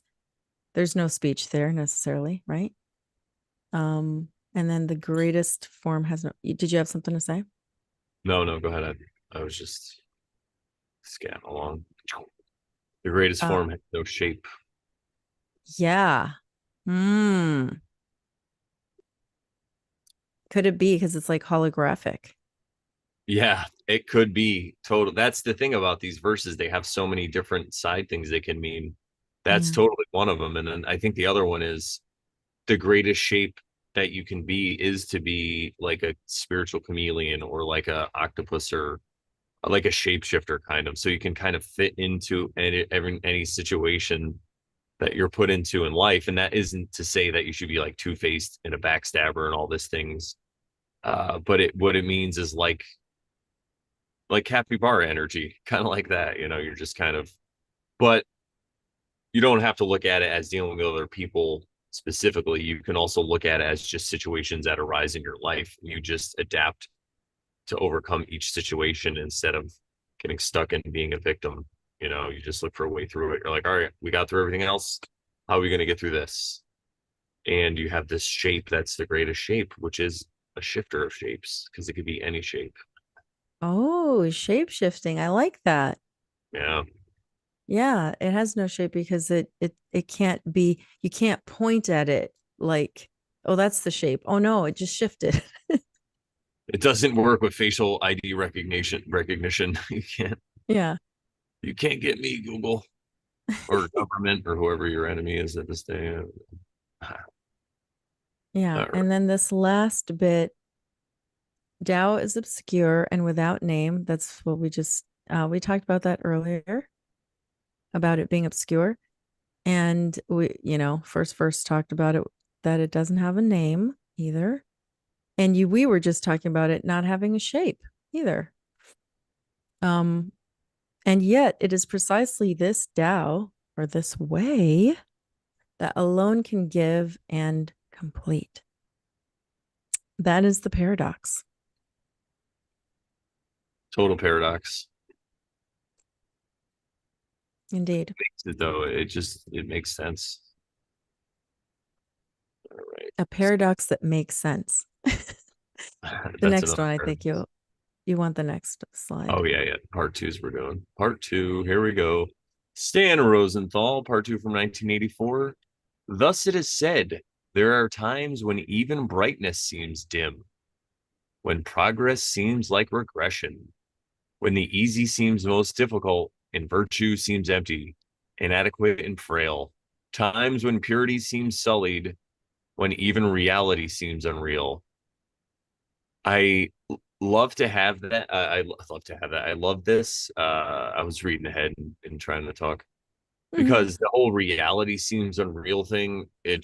I think I said it a little bit earlier in the episode, but it really is a great paradox. But it does seem like that's what starts to happen as you wake up. Things are just like, oh, and it reminds me of going from that liquid state that we talked about into the gaseous state. You start to boil a little bit and you start to see the possibilities and that things are possible. And it's like, oh, wait, that doesn't even seem real. Like, especially some crazy synchronicities that happen to you. These are some of the things that can lead you if you follow that trail. The only rabbit hole that you should really follow with consistency and dedication, in my opinion, is the one of self knowledge. Get to know the inner workings of yourself, and that's really when the magic appears, and you can see it, and you can start to use it for your own. What's the right word? Your Betterment. own growth. Yeah, betterment. There you go. So perfect, perfect.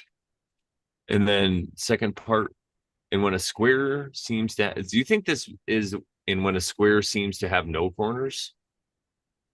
No, seems to have corners because remember the corner isn't really there. So it Oh, seems okay. to have a Oh, I corner, got right? you. All right. And when a square seems to have corners, and when even great talent is of no avail and the highest note cannot be heard, when the formed seems Mm. formless, and when the way of nature is out of sight. Hmm. Even in such times as these, so that I would say that would describe our time right now. People talk about Mhm. all these times and all this craziness going on. Even in such times as these, the natural way still nourishes that all things may be fulfilled because you got to remember death is an important part of the cycle. Death just is the ending. So you can get out of that cycle and graduate to another cycle, a higher cycle, usually better. I mean, sometimes people go lower. It's fine. It's what it's all about, right? But if you want to raise your consciousness, some things have to die. Sometimes And that goes, okay, so if it works for us, then you go as above so below, then it's also going to be society. At some point the society will collapse, it'll die. Maybe laser comes from the sky and turns things into opal and crystals. I don't know how it works. Plasma. Plasma, yeah, yeah, laser plasmas and destructions and earthquakes and floods and all these things are going to happen, but it's only to end the cycle that we're in because we graduated. So when we die, it's like a graduation of some sorts. Even if you are somebody who's in the solid state your whole life, and some people might say you're going to go to hell when you die and all these things, you seem like a bad person. You're done with that life. You're done with all that karma. Now you're on to the next life in a different set of circumstances to work out what you might have learned, right? That's how it seems to work anyway. And so it's nothing to fear or nothing to be afraid of. These cycles are going to end, and just focus on yourself. So that's the reason I'm saying all this, is because it's is the natural way. Everything that's going on right now, the pollution, people telling you to cover your smiling faces, uh people going to space, people getting abducted, murder, all these evil, terrible things are part of the natural way for us to make a course correction or to correct our own behavior. It's like you got to go to the extreme and you got to get sick of it before you can start to look for a better way. So, Yeah, you talking about death and all that reminded me of yesterday I finally finished listening to the audiobook of Return of the King, Lord of the Rings, part 3, mm, book 3. Um, and at the end, there's appendices to like different stories that kind of give you like a summary overview of some of the history before, through, and kind of to the future of after the end of the Lord of the Rings book. And there was a part that talked about a I want to say Eowyn, sorry, Arwen and Aragorn and their story. And it talked about the end where he decides it's time for him to go. And he decides, right? She wants to beg him to stay longer. And he says he realizes it's the perfect time for him to go. And he decides. And I don't know, that just reminds me of some of the stuff we've talked about before, where like, could it be that there are people out there, or there are times out there when one can decide when it's time, and one can make that choice and decide, okay, it's time for me to graduate. yeah, I love that because it's a great story, because all of the Sea Kings before. So Aragorn is from this long line, you even see that in the movies, the long line of kings. But before all the events that happened in Lord of the Rings and even in The Hobbit, before all those events, that line was, there were kings that were blessed by the elves, and they were like the best men. There's different men, whatever. They were the shit, right? They were the gods almost of the time, but they were men. And after a while, it's because they didn't have immortality. They used to live to be like 500 years or whatever, but then their life slowly started to shrink as they got more concerned with it. And then they started to want to live forever.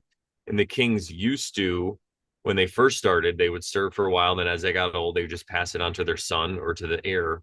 But after a while, they started holding on to the very last minute until they died. And then there would be this war of succession sometimes or whatever, or confusion, or but Aragorn restored the balance because he realized he completed everything. His dharma was done. He had a son. Everything was lined up. He's like, there's nothing more I can do. I'm just going to lay down and die. And I Mhm. think that does happen with some spiritual people. You hear of some of these spiritual leaders who kind of, or gurus or whatever you want to call them, like in India, that just kind of leave their body and then their body just decays or disappears or whatever. Kind of like the Jedi, when they die, they just disappear. It reminds you of the same thing. But yeah, it could be that maybe we'll get to a time where that happens, where you could just, you're all right, I'm done now, on to the next one. Or like But Saint Germain, who allegedly walked through a mirror or something. yeah, there you go. And I think that has a lot to do with your point of view and the stuff we talk about on the show all the time. Because if you feel like a victim or you feel like the world isn't perfect or any of these things, which are okay and which are fine, and I get it, why you would feel that way because this world is fucking crazy, right? But if you feel that way, then you're definitely not ready to go on to the next thing um, voluntarily, right? You still have things to work out or work on yourself or whatever it is. But it seemed that Aragorn had worked out all his trauma, and he restored everything back to balance. So And I was thinking of this too, because as I was listening, I could feel, even though it's a story and not true, but I could feel Arwen's pain, as you'd say, because I know the pain of losing a husband. And um if you say he had worked out his all his traumas, right, he'd worked out all his attachments because he wasn't attached to her and saying, oh, I need to stay here because of her, because she's going to suffer if I'm gone, or she's going to be sad if I'm gone. No, he was like, it's time, I'm ready, I don't have those attachments anymore. She had to stay because she still had to let go of certain attachments, and it wasn't yet time for her to learn how to, and maybe this was the time for her to learn about the attachment that maybe in another lifetime she would be able to work through. 100%. And he just had faith that he was going to be all right. He was going to die and everything was going to be fine. And maybe he even thought he would see Erwin again after the afterlife. Very interesting stuff. Yeah, because she sacrificed her immortality because the elves are immortal unless they're Mm-hmm. killed, but they just go back to the other side and they get, they get to hang out in the end where men, they don't, that was the mystery. That's the other thing, Lord of the Rings. That's why men were afraid to die because it was a mystery. And at first it was a Mm-hmm. gift. Like, you're not tied to this realm. You get to die and go. Mm-hmm. And they saw it as a gift, but after a while it became a curse to them in their And a own mind fear. and a Mm-hmm. fear. And it caused all the events that Lose their happened. minds. Yeah. Yeah. It's just an evening out though, right? It had to happen for it to in that Lord of the, that world in that frame of mind, Lord of the Rings, which might even be, who knows, are closer to our true history. They had to go through all that turmoil to get to where they were. So now we can have cell phones and computers, you get it. All right, you want to read the Aleister Crowley? Yes. All All right. right. Verse 41, the second part of uh Aleister Crowley's. Thus spake the makers of saws. I don't know what that means, but it makes me think of the makers in Yeah, the Dune. maker. Yeah, Can you just quickly, can you explain to me what that means? Why do they call them makers? it's a maker. So in the book, when Jessica is confronted with the shot up Mapes, who's going to be their servant. She's trying to pick out servants, and she meets this one, and the lady pulls out a Chris knife and says, "Do you know what it is?" And she says she was going to say "maker of death," and she says it's a maker, and the lady just freaks out. Well, because worms are makers of spice, so Oh, they call them the makers because they make the spice, oh, and that's only the name that the Fremen have for them. It's like their secret code. oh. So So when she she said maker, synchronistically said maker of death and it when she said maker, yeah. And then Jessica was smart enough to know to keep her mouth shut and not finish saying what she was gonna say, you know, oh because she wow, didn't react, right? Because of her Bene Gesserit training, she which just said maker. yeah, she just said the maker and she just was disciplined. And that's the reason why I love all these books and stuff, because they talk about the inner dialogue and about being disciplined and not reacting, right? Mm-hmm. Acting like a human. That's what the Gom Jabbar test was all about. Mm-hmm. Yes, exactly, I had my exactly. own Gom Jabbar test in the Marine Corps. I was telling Elizabeth about this because in boot camp, it's in Parris Island, South Carolina. That's where I went. It's in the swamps of South Carolina. And you get attacked by these gnats all the time. And they call them sand fleas or sandflies or sand fleas, but they're just like crazy gnats. And you have to stand there at attention sometimes. And they're called Oh, in your ear and your that would nose. And you're just, drive me insane. and you can't move. And the most you could Oh, like you could like blow them out of your nose or whatever. oh And my God. and then sometimes the drill instructors, because they would know what's going on, they'd be like, "All right, scratch them," and then we'd scratch and be like, "All right, back to attention," and then it's like worse because you're like, "Oh man." Yeah. Dang, if you hadn't scratched, it wouldn't feel that bad. Yeah, because you know what it's like to scratch, right? So of course it's another tactic of how to break somebody down and to reprogram them. But I say this in my book, I went to the Marine Corps boot camp, and I don't blame them. I signed up. If they didn't train me how to survive in a combat situation, they'd be negligent. But anyway, so that was my own Gom Jabbar test, and I'm thinking about making a joke out of it because I'd rather put my hand in a pain box. What I mean? Like I'd And rather, stand at attention yeah, with with fleas, with sand fleas. yeah, it's like, just cut my hand off. Let's get this over with. You know what I mean? Oh Like I my stand there for God. like an hour with these fleas on me. That's worse than the Gom Jabbar. I don't know if Paul Atreides could have passed that. They didn't have sand flies on Arrakis. There wasn't enough moisture. Lucky them. But yeah, Mm. plenty of sand. Those sand fleas. But yeah. So Okay, so anyway, the maker of saws. Can you? We'll look at that. But yeah, I like the so I think it could just be tools. yeah, I was thinking that too. Maker of tools, of saws, something that cuts something off. Yeah, that Um, also. the Tao at its brightest is obscure. Aha, we just saw that word obscure. Those advanced in Tao are most retiring. Those best guided by Tao are the least. Wait, um, you're back at Dwight Goddard. What Oh, happened? I'm sorry. I was Googling something and it must have affected my. Oh, There I'm you like, wait, what happened? go. All right, I'll start from the beginning. Thus spake the makers of saws. The Tao at its brightest is obscure. So these makers of saws are saying that the Tao at its brightest is obscure. Who advanceth in that way retireth. Its smooth way is rough, its summit is a valley, its beauty is ugliness, its wealth is poverty, its virtue vice, its stability is change, its form is without form, its fullness is vacancy, its utterance is silence, its reality is illusion. Nameless and imperceptible is the Tao, but it informeth and perfecteth all things. Mhm. Sorry, what were you reading? What were you looking up? I looked up saw. I had this feeling, and I just put in saw old definition English or whatever, and this came up right here. Proverbs saying maxim Middle English saw, which is SAU. Oh, let me just share it. Yeah. I want to read it too. I'll unshare and reshare the share. Share and Share. share alike. Right in the middle. Middle English saw, at first, in a general sense, what is said, talk words from Old English, saying, disclosure, speech, study, tradition, tale, sage, sagon, also Old Dutch, sage, German sage, legend, fable, myth. So it could be either uh makers of like Sayings, maxims, proverbs. sayings. Yeah, there you go. Yep. Oh, that's it. That's got to That be is what it it. is. Boom. Thank you, Google. See, it's not all evil. The makers of sayings. I Yeah, like look it. at Yeah, that. that's got to be. That's exactly what it is. And you know how many people are going to misinterpret that because they didn't just Yes. saw old meaning, old English or something I put in there just came up. Yeah. Yeah. All right. Totally. And everything else seems to be pretty much in line with the other verses, I would say, right?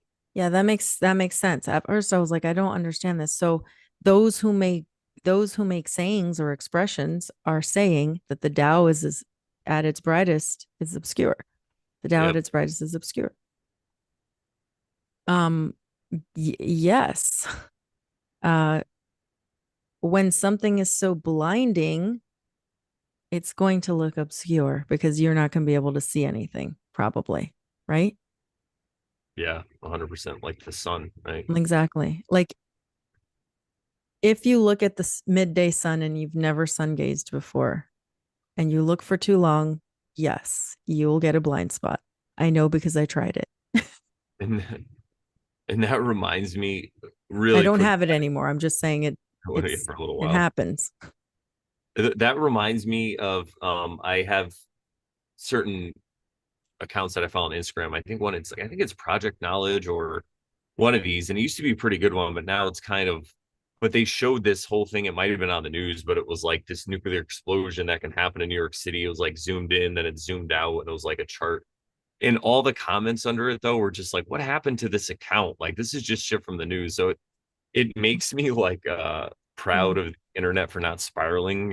Even somebody was like suggesting about nukes being fake. They're like, just wait a few days, it'll be fine, just like Chernobyl or whatever, like. So it gives me faith in the internet that people are starting to kind of wake up to a lot of Mm. this bullshit. So Yeah. I think this split that Bashar is talking about is really happening. And Mm. interestingly enough, I'm gonna, just because we're going, I'm gonna bring This this other card. girl spoke about it too. I don't know if you got to see it, the YouTube channel The Alchemist. Her name is Sarah Alcadi. I don't know how to pronounce her last name, but something like that. Um, but YouTube channel The Alchemist, she explained, actually it wasn't even on that channel. She did it on the channel that breaks down concepts and makes little like cartoons out of them. Oh, okay. After school with a K, after school, after SKOOL, I think. Oh yeah, yep, yep. They did like it was like a splitting of the consciousness of from going, I don't know, I can't remember. It reminded me of the law of one, of the separation of um those who are polarizing negative, positive, but also those who have not chosen their polarization and are probably going to have to repeat 3D elsewhere on another location. Maybe not Or when this real realm location, resets, but right? Yeah, yeah, dimension, perhaps. yeah. I think that's what's going on, and there's nothing wrong with if people are going the other way. Like that's just That's their because they have journey. more lessons to learn. Like they're gonna Exactly. get to experience amazing things, and who knows? I'm sure just because we think we're so like advanced to it, like we're like, oh, this is our last incarnation. Like who fucking knows, man? You know what I mean? Yeah. Yeah. But even if we have another kind of incarnation or another, it's like, yes, joyous to that because we get to experience these things and figure it out again and have this adventure again and Mm-hmm. overcome stuff. But if not, then we go on to the next path. And what reminded me of this all, I pulled a card yesterday, or Elizabeth pulled a card. I shuffled and she pulled a card for herself. It was the Three of Pentacles. Now, think about what we were talking about that consciousness splitting, right? What do you see? You see this one guy here working hard and these two people are judging him. What door are they in front of? A dark door that leads to nowhere. This guy is creating his own reality, literally in a reality tunnel. These people are Yes. about to get sucked into the void. Isn't that crazy? Yes. I didn't realize that left one went into like a tunnel. I never saw it before either. In the other one, I Holy guess it's supposed to, yeah. But he's smokes. literally creating. He's got these tools. You can see my cursor, right? Yeah. You know, and then look up right here. It's the three, right? We see three and a three, 33. It's the cross right here. It's like, Wow. and The then crossroads. what's above it? The bricks, right? It's just another civilization or whatever. It's just symbolizing another holosphere, like another reality, maybe, or whatever, some other kind of building. But yeah, it really blew my mind Wow. when I saw this. And he's also on the bench, right? So he's Mhm. above them. And it's another bench or tool Yeah. of his that he created so he can walk into here and build this whole reality tunnel for himself. And now when they get past there, maybe they could still see him. But this reminds me of the point that Bashar was saying, where they could still see you and you could see them, but there's like windows, right? It's And like a glass wall yeah, almost. and that's what it is because they can't perceive. They're like, how is he doing this? Like they have, and this is a whole total different description of this card than I've ever had before. Yeah. But they're all dressed fancy. This guy's dressed like a pope of the time. This guy's like a royalty or whatever. And they have this drawing, and they're like, "No, this is how reality is supposed to be. What are you talking about?" And this guy's like, "No, I'm building my own over here." Like it's cool, dude. Isn't that kind of mind blowing, right? Wow. Yeah. Like one long chin here. I love it. It's like I gotta fix it anyway. Yeah. So again, Wow. everybody, we're just create your own reality, and then you don't have to worry about because the other side, that void, that's kind of the mainstream. They create one for you, right? It's Hmm. the collective path, The and right now egregores. we're splitting, right? And Yeah. the other one, you create it yourself, and you're going to be in that tunnel. No, it's like anything you see, like in a cartoon where they get to a dead end, and it's like, which way do we go? Or a movie or whatever. Yeah. You build your own way. That's what I say. Let's get back to the Tao before we could talk about that in a future episode too, for sure. Uh, we'll bring up that card. Maybe I'll even do a Brandon Bonanza or something about it. All right. So Yeah. this all looks good, right? Or you got any more to say about? Okay. So let's see. It's the obscure part. We just talked about that. Oh, when you look at the sun and it'll blind you, right? So everything Yeah. looks obscure. Who advances in the way retireth. Oh, we talked about that, the retiring. I think you read through the whole thing. Yeah, I did read through the whole thing. Now I'm just kind of Oh, all we're right. in the Never breakdown mind. part. But yeah, we Belay talked my about the last. That's what they used to say. Sorry. huh? On the belay my last. That's what they would say on a ship when I was on a aircraft carrier. If they made an announcement and then they wanted to negate it, like say, they're like belay my last, it means just forget Oh, what I said. ignore the last Ignore what I comment. said. Yeah, belay my last. So, Um, yeah, so we talked about this concept of those who are advancing in the way retire. They go off and do kind of their own thing, and they don't they get a necessarily. Corvette and go fishing.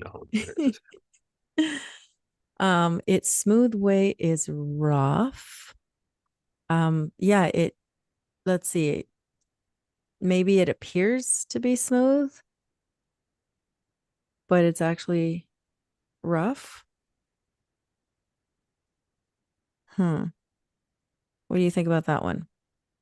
well, to go, I think its smooth way is rough. So like the correct way is the seems the harder way. It's like the path less traveled kind of type of thing. Okay, yes, yes. Good call. That's what I'm getting off of Oh, that. okay. But yeah, the paradox is there. Like Yeah, yeah, yeah. it's it's the smooth way, but it's rough. Well, also you could say that the smooth way is to not the easy way out for people is to not do the work, right? To just go about and engage in escapism and just live in the physical. But that seems smooth, but it's fucking rough because you suffer and you get beat up, right? That's another way you could look at it too. Yeah, but it's talking about the way as in the capital W way. Yeah, But I yeah, see you're. what you're saying. Um, Oh, yeah, yeah, yeah. Well, it could still make sense uh for because people perceive it as smooth, but I see what you're saying totally. And then all right. it's Well, I think we get it. yeah, yeah, yeah. There's some paradox there that we're not quite 100% on, but its summit is a valley. We talked about that. How people who are, you know, virtuous or wise or whatever, they're in the way, they're going to be humble people. You're not going to see them like, you know, at mega churches, asking for money. And you can even yeah, exactly. And you can even look at praise Jesus. You can look at it as symbolically. So a summit is a mountain, a valley. So masculine, feminine. It's masculine is feminine. It's like it's the flow. It's Okay, yeah. it's opposite contains. It's like the as above, so below. The below contains part of the above. The above contains the below. It's the same thing. It's a Yeah. scale. It's like a sine wave. Yep, exactly. All right. Its summit is a valley. Its beauty is ugliness. Well, it's okay. Here's a way to talk about the smooth way is rough. I'm gonna say it's like you and I would probably say, you know what? It's easy. Maybe it's easy, but someone who is like, you guys are crazy is gonna be like, no, that's rough. I'm not gonna do it. Like that's too crazy. I'm not gonna do that. That's rough. And then we look at it and we're like, it's beautiful. This is amazing. This is very freeing. I feel so free knowing about this Tao, knowing about the way. And someone might say, that's ugly. That's gross. That's crazy. You know what I mean? Yeah, I 100%. And also, might I add, it could just be in there to be like a koan, is what they use in Zen. It's like a statement that's paradoxical that just gets you to think. So you Mm-hmm. could just be listing paradoxes in there for you to just think about them and then come up with your own interpretation. Mm-hmm. Yes, for sure. Could it For be? sure. And we did that just now. That's what we were doing. Yeah. It's causing us to think really hard. Amazing. Its wealth is poverty. That Um, reminds me of the Bible, right? Like give up your things and follow me. yes. Yes. It's harder for a rich Rich man to man. follow me. It's easier for a camel to walk through an eye of a needle than a rich man to follow me, kind of thing. Yeah. And yeah, and here's another way to look at it too. Like, what is wealth? For me, wealth is saying I have life. It is beautiful. I live in this beautiful realm with people that I love and care about, and I make the best of my life. I have everything I need. I don't lack anything. And that to me is wealth. Whereas some people will be like, well, wealth is only if you're, you have six figures at the end of XYZ. Wealth is only when you have seven figures, eight figures, nine figures, whatever, you know, right? And so some people will be like, oh, you're poor. You're not rich.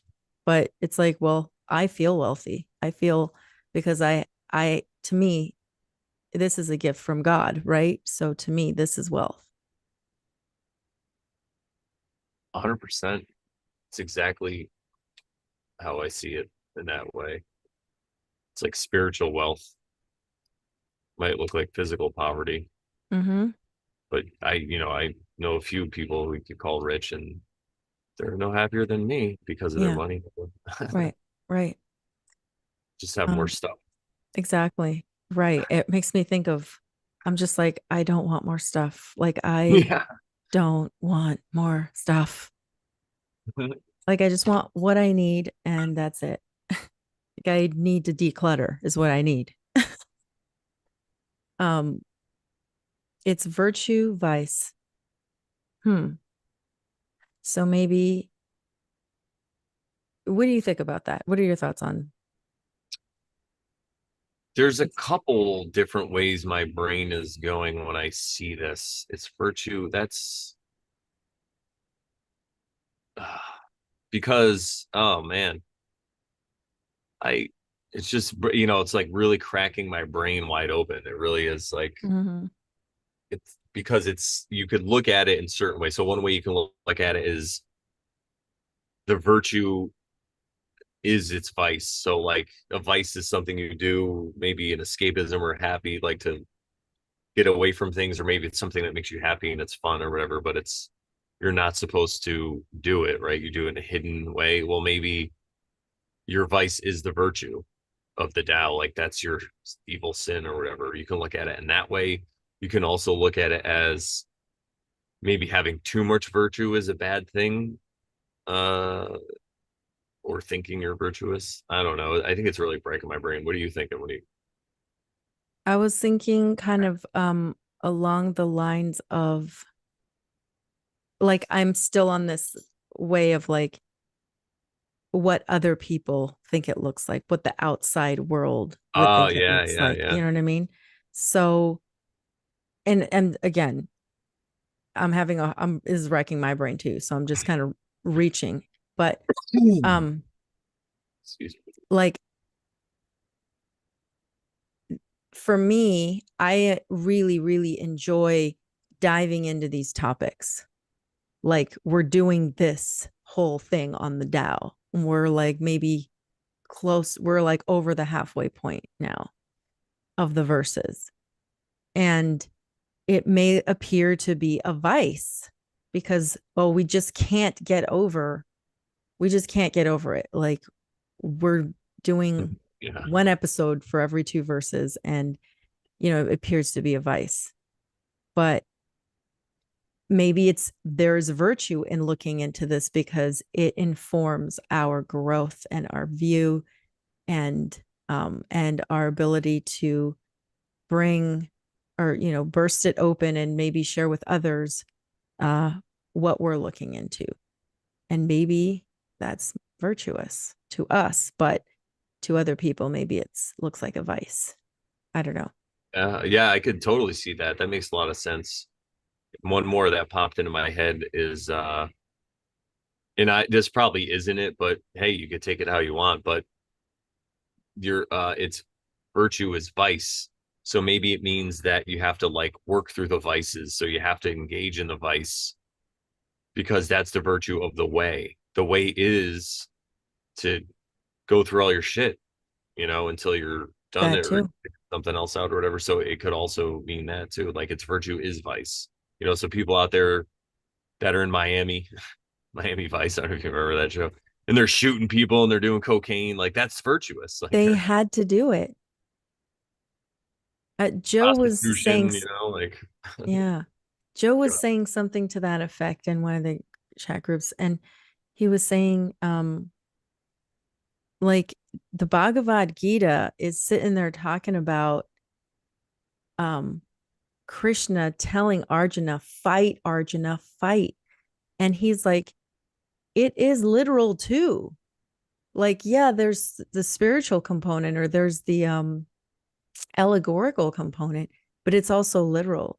Like, just because I'm not out there fighting in a war or fighting a war physically doesn't mean that the people who are doing it are evil or bad for doing it. That's part of their journey. That's part of what they came to do this lifetime.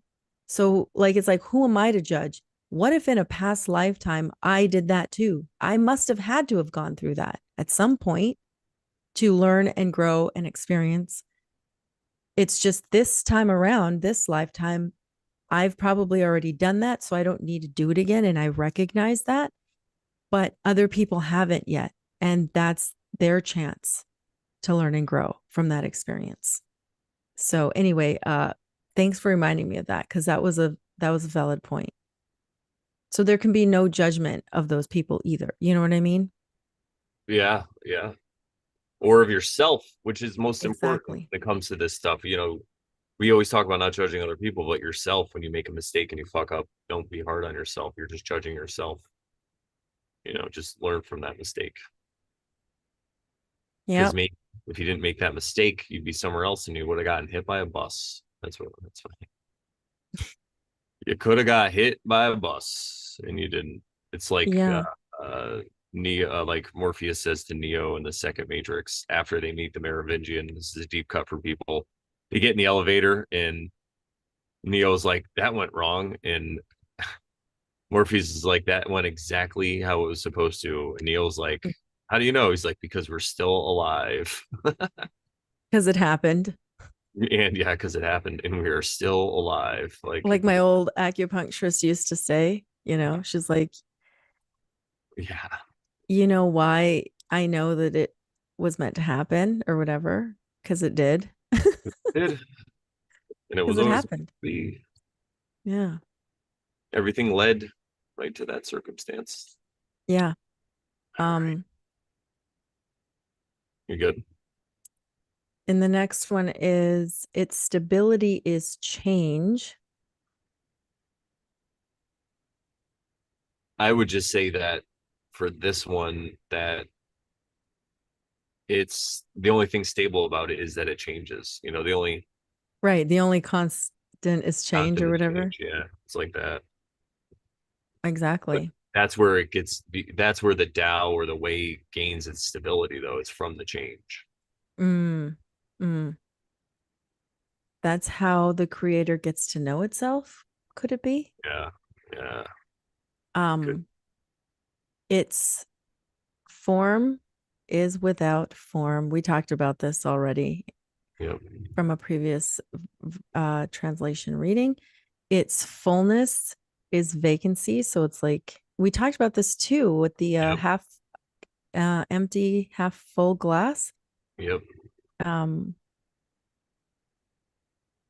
its utterance is silence. So we spoke about this too in the other verse. We talked about um, speaking or not speak, those who know don't speak, those who speak don't know.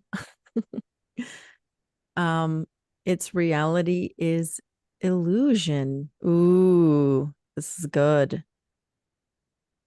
because, in, I can't remember, is it Buddhist or Hindu where they talk about, is it Maya or what is it? That's Buddhism, the yeah, Maya's illusion. Yep. the illusion that we live in, you know, um, and we call it reality. We call it reality. Hinduism calls it illusion, I think. Which one? Hinduism or Buddhism? I can't remember. But yeah. Hinduism, yeah. I mean, sorry, Buddhism, yeah. Oh, Buddhism. Okay. They're so close. Yeah, yeah. So um Samskara. I think they call it samskara is yeah. yeah, so I don't know that there's much to say about that. Do you? I think we kind of covered that. Okay.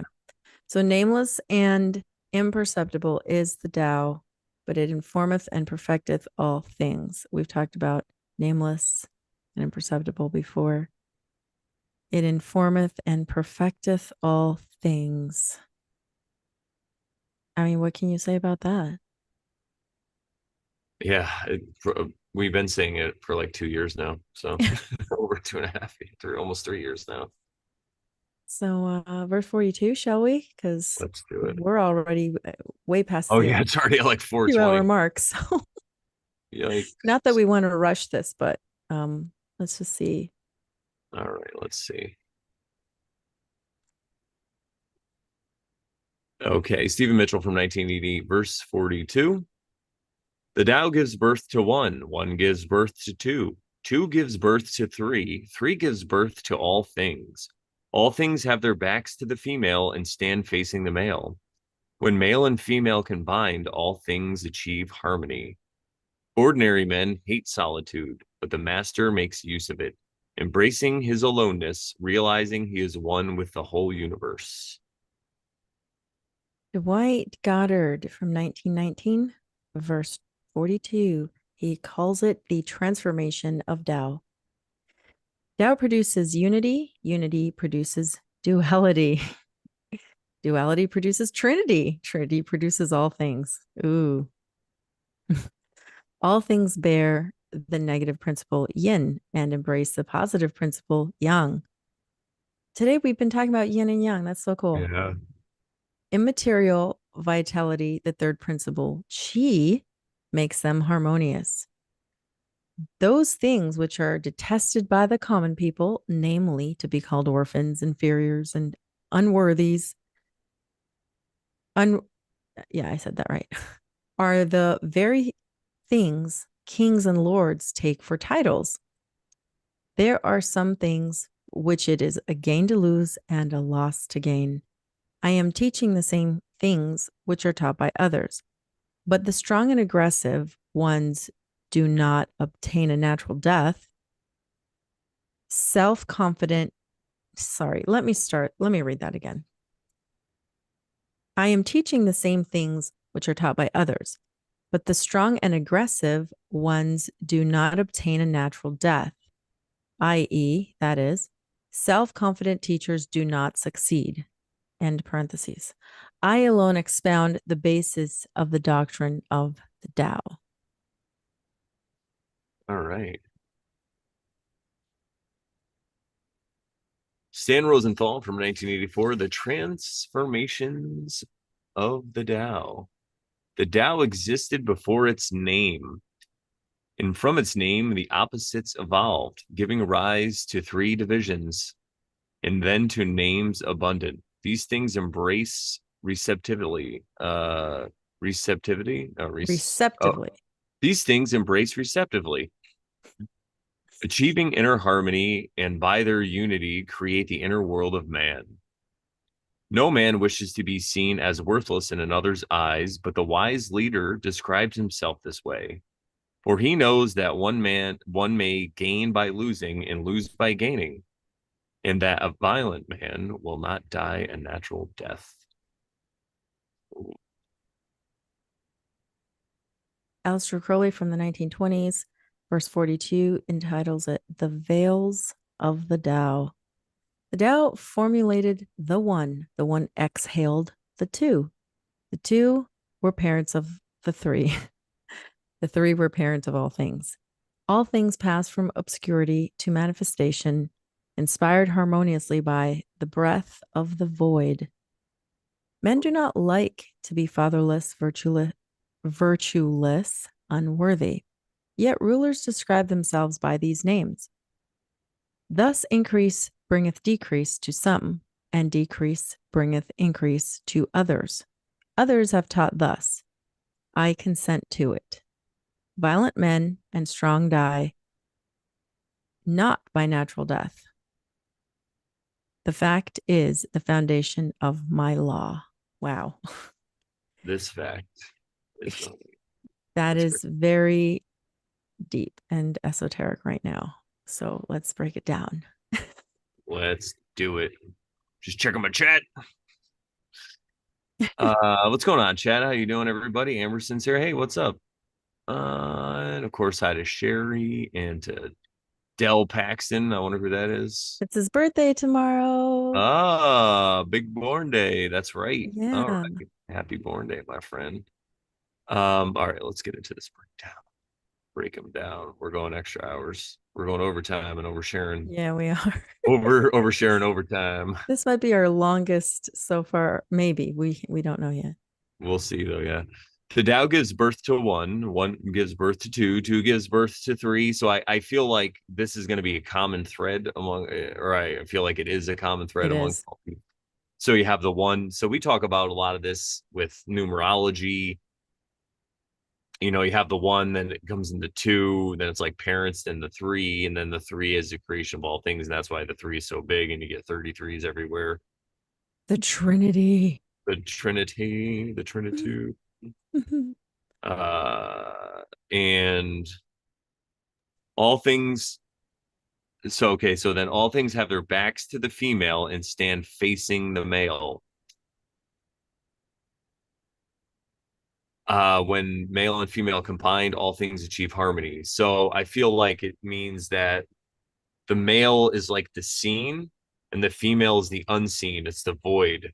So we are, as perceivers of this reality, we're seeing it out there. That's what's seen. That's what's going on. It's the world of action, the physical world. The Mm-hmm. unseen, the feminine is what's behind us. It's the void where the things are coming out of. We could be like the middle of that. We could create from that void, but it's the unknown. We can't see it, so we're not facing it, right? It reminds me of Dune, but I won't get into it with the one who could see many places, like his Paul was the only man who could do that. The women couldn't. He could see into the male side. So it's kind of opposite. But anywho, that's kind of what I'm getting out of that.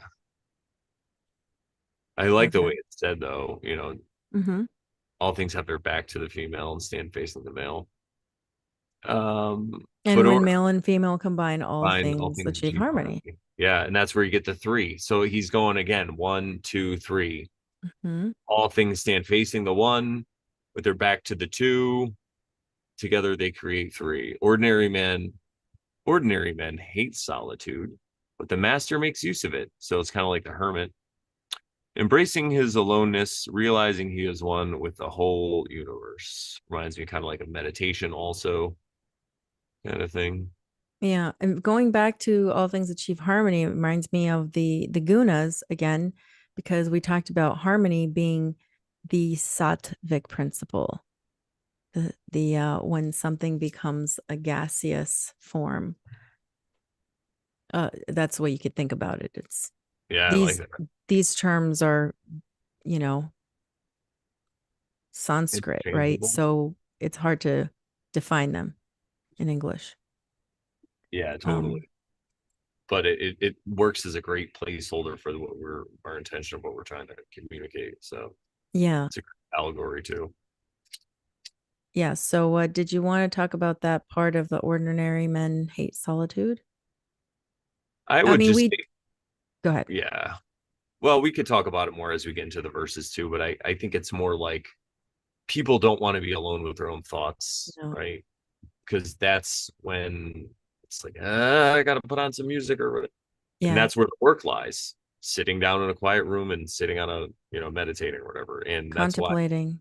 most people don't want to do that. The ordinary man does Yeah, not. And the master makes And use of that's that. what Bill Donahue talks about when he says, you know, cast your net to the right side and go into your closet Yeah, and meditate. yeah, exactly, right. Yeah, he's funny. There's nothing to be afraid of. Yeah. All right. I can read the Dwight Goddard. All right. The transformation of Tao. Or, were we only doing the first part of it? Is that why? And I totally like took it Oh, no, I too didn't far. mean to. We could go through each verse, I guess, for time's sake too, because they're shorter. So we could just might as well just go through the whole thing if Just you go through the want. whole thing. Yeah, Let's just do it.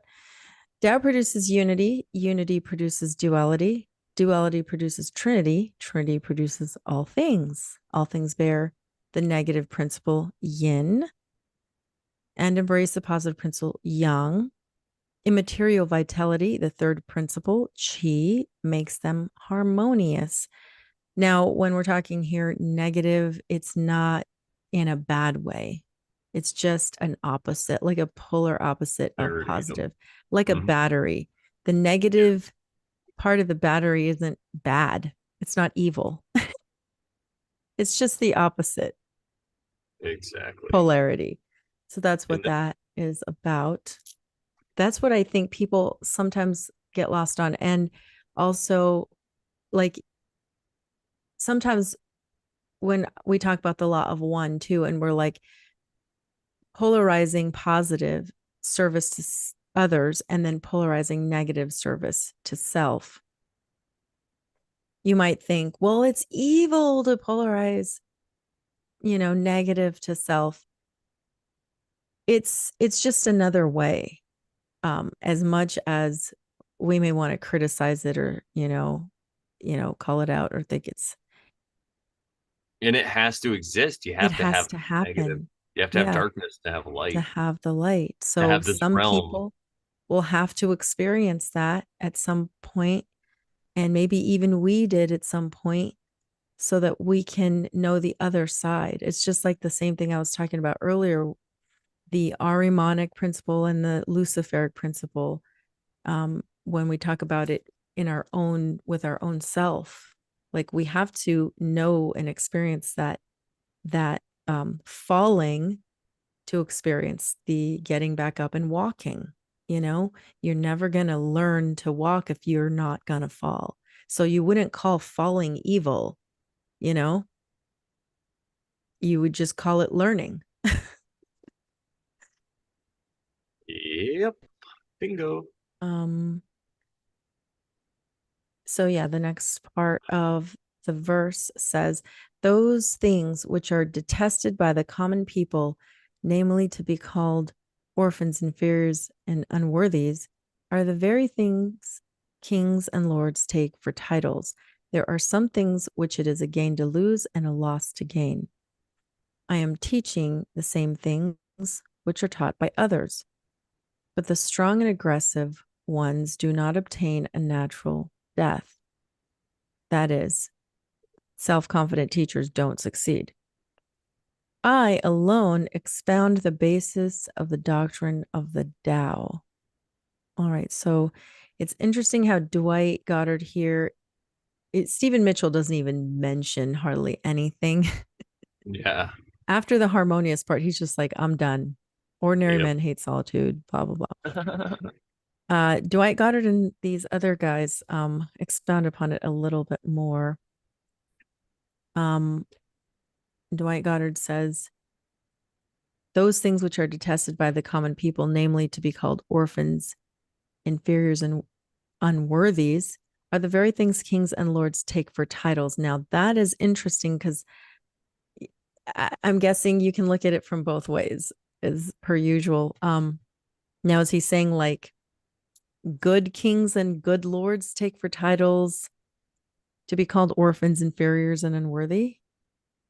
Or is he saying that like, I don't know. Can you think of We'll how to definitely. I see what you're saying. I think we'll definitely get more clarification in the other verses. But right now, I'm thinking that it could be what you're saying partly, but also I feel like it's um that's what they take. Kings and lords, like good kings and lords, will take these for titles. Like Or maybe they're being they're being like fake humble. virtuous. Yeah, or fake virtuous, yes. But if it's Like, in the correct way, like a king or a lord who's like in accordance with the Tao, it could yeah, just some they're saying they're not overconfident. You know, they're like, I'm an orphan, I'm an inferior, I'm unworthy as well, just like you. Like I'm not special, I'm not putting myself on a okay. pedestal or something. Okay. Yes, yes.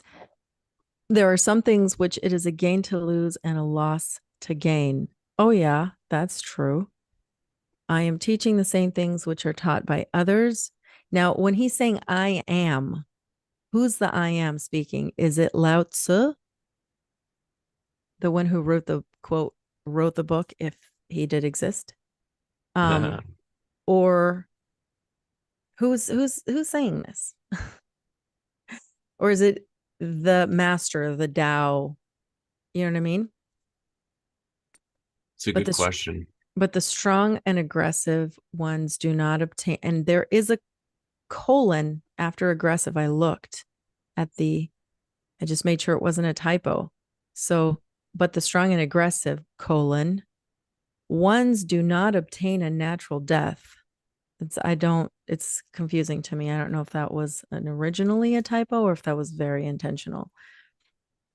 So, in other words, self confident teachers don't succeed. And, well, when you're overly confident, right? Is that really success? Um, I alone expound the basis of the doctrine of the Tao. Is who's saying I am? I think it I would be alone. Lao Tzu. By he means by like giving the Tao. He's like, this is I am teaching this. I am Hmm. I am teaching the same things which are taught by others. So he's like, here, look, I got this Tao. It's not exclusive. Other people are teaching this too, but the strong and aggressive ones do not obtain a natural death. That's so it's just like takes a whole right turn, Maybe right? he's like making a jab at Confucius Yeah. because he did. I don't know if he did that or I Or made maybe he's Zhuang. just basically saying how there's nothing new under the sun, you know? Maybe it's as easy as him saying something like that. Like, listen, this isn't new stuff here I'm teaching. It's just in a different way. But then he says, I alone expound the basis of the doctrine of the Tao. Yeah. He's being a little overly confident about that, right? Yeah. So I don't know if he's being facetious. Is he trying to be, I Could don't be know, a little bit, a little tongue in funny cheek right or there. being cheeky? I All right, alone we can, expound the basis of the doctrine of the yeah. Tao. And Or maybe he just also means there's other ways, whatever, but like specifically the Tao, he's the only one that gets it. I don't know. Anyway, go ahead. What were you gonna say? I mean, I think the other verses speak to it, so we'll see what they Yeah, say. yeah, yeah. 100%. Okay. Go back to share mode. Over share mode. Stan Rosenthal from 1984. It's entitled The Transformation of the Tao. The Tao existed before its name, and from its name, the opposites evolved, giving rise Mm, to three divisions, and then two names abundant. So this is kind of saying one mm, forms two, two forms three, and then everything, mm-hmm, right? It's mm-hmm. But just it's another way. using the Tao as the basis of it. Yeah, the Tao's the one. Mm-hmm, The opposite is the two. mm-hmm. And then those two together, there's three divisions. These things embrace receptively, achieving inner harmony, and by their unity create the inner world of man. So it's the mental plane they're talking about, right? Yeah, yeah, Spiritual and inner. the like basically unity consciousness, the great hologram that in which we Yeah. exist that Yeah. Yeah. connects us The all world. together. Can this just mean the world, right? Not anything Mhm. else. Just by their unity create The wild. a world. Yeah. Could it be? Right? Yeah, could it be? I don't know. All right. Those are for the advanced overshare nights here. Not for her baby over Sharon Heights. Just kidding, everybody. I'm done. No man wishes to be seen as worthless in another's eyes, but the wise leader describes himself this way. So, a wise leader, here we go. We get a little better. Oh, A okay. wise leader Yes. says he's not wise, right? He's not trying to get elected because I'm the smartest and I'm going to build a wall or whatever, like, Mm-hmm. no, no, I'm just like you guys. So, therefore, I should lead you, like, for he knows that one man may gain by losing. One may gain. Oh, yeah, I said that last time too. For he knows that one may gain by losing and lose by gaining, which is Yes. we got in the last verse too, which is so true. Mm-hmm. And that a violent man will not die a natural death. Yes. This one is very specific with that. And to quote Rosie Perez from White Man Can't Jump from that lovely 90s movies, sometimes when you win, you really lose. And sometimes when you lose, you really win. And There that's you exactly go. what it is because instead of going home to do something with Rosie Perez, he makes a bet that he whatever, and he wins the bet, and he's all excited, and he goes home, and she's like, "Just because you won, you lost," So that was so like it blew my mind back in the '90s. I'm just like this little wizard in training, like what? No, This little bit of wisdom thrown at yeah, you snuck in. Yeah, I through a like those. Hollywood There's movie. a lot of the Woody Harrelson and Wesley Snipe movies that they did together. There's a lot of stuff in there for you. You know, I pretty good movie. name one and I'll put it on my queue. I haven't watched one of those in ages. Yeah, so White Man Can't Jump is a good one. Oh, Money okay. Train was one. The first one was Wildcats, which they were just both like kind of side actors, but they're in this movie with Goldie Hawn where she's a football coach. She has to become a high school football coach. Or she becomes one. She doesn't have it or something. It's for men, it's pretty funny. But anyway, anyone in the chat, name some more Woody Harrelson and Wesley Snipes movies. There's plenty of them. Yeah, Rosie Perez. Yeah, there we go. Mhm. Well, what's up? Welcome. Also lurking. Yeah, Billy, we have to pay the Stookie brothers. Yeah, Billy, we got to pay the Stookies. So funny. He's like, they go to get off the bus in Crenshaw, I think it is, and he's like, I don't know. He's like, I can't. I'm white. I can't get off the bus at Crenshaw at night. He's like, you're Puerto Rican. It might be different for you. You can. He's like, I can't. It's so funny. It's a good movie though. That's. I mean, even that one's a good one because it's funny, but you learn some things Which too. one? White man can't Oh, jump, okay. Okay. or white men can't jump. Yeah. Cool.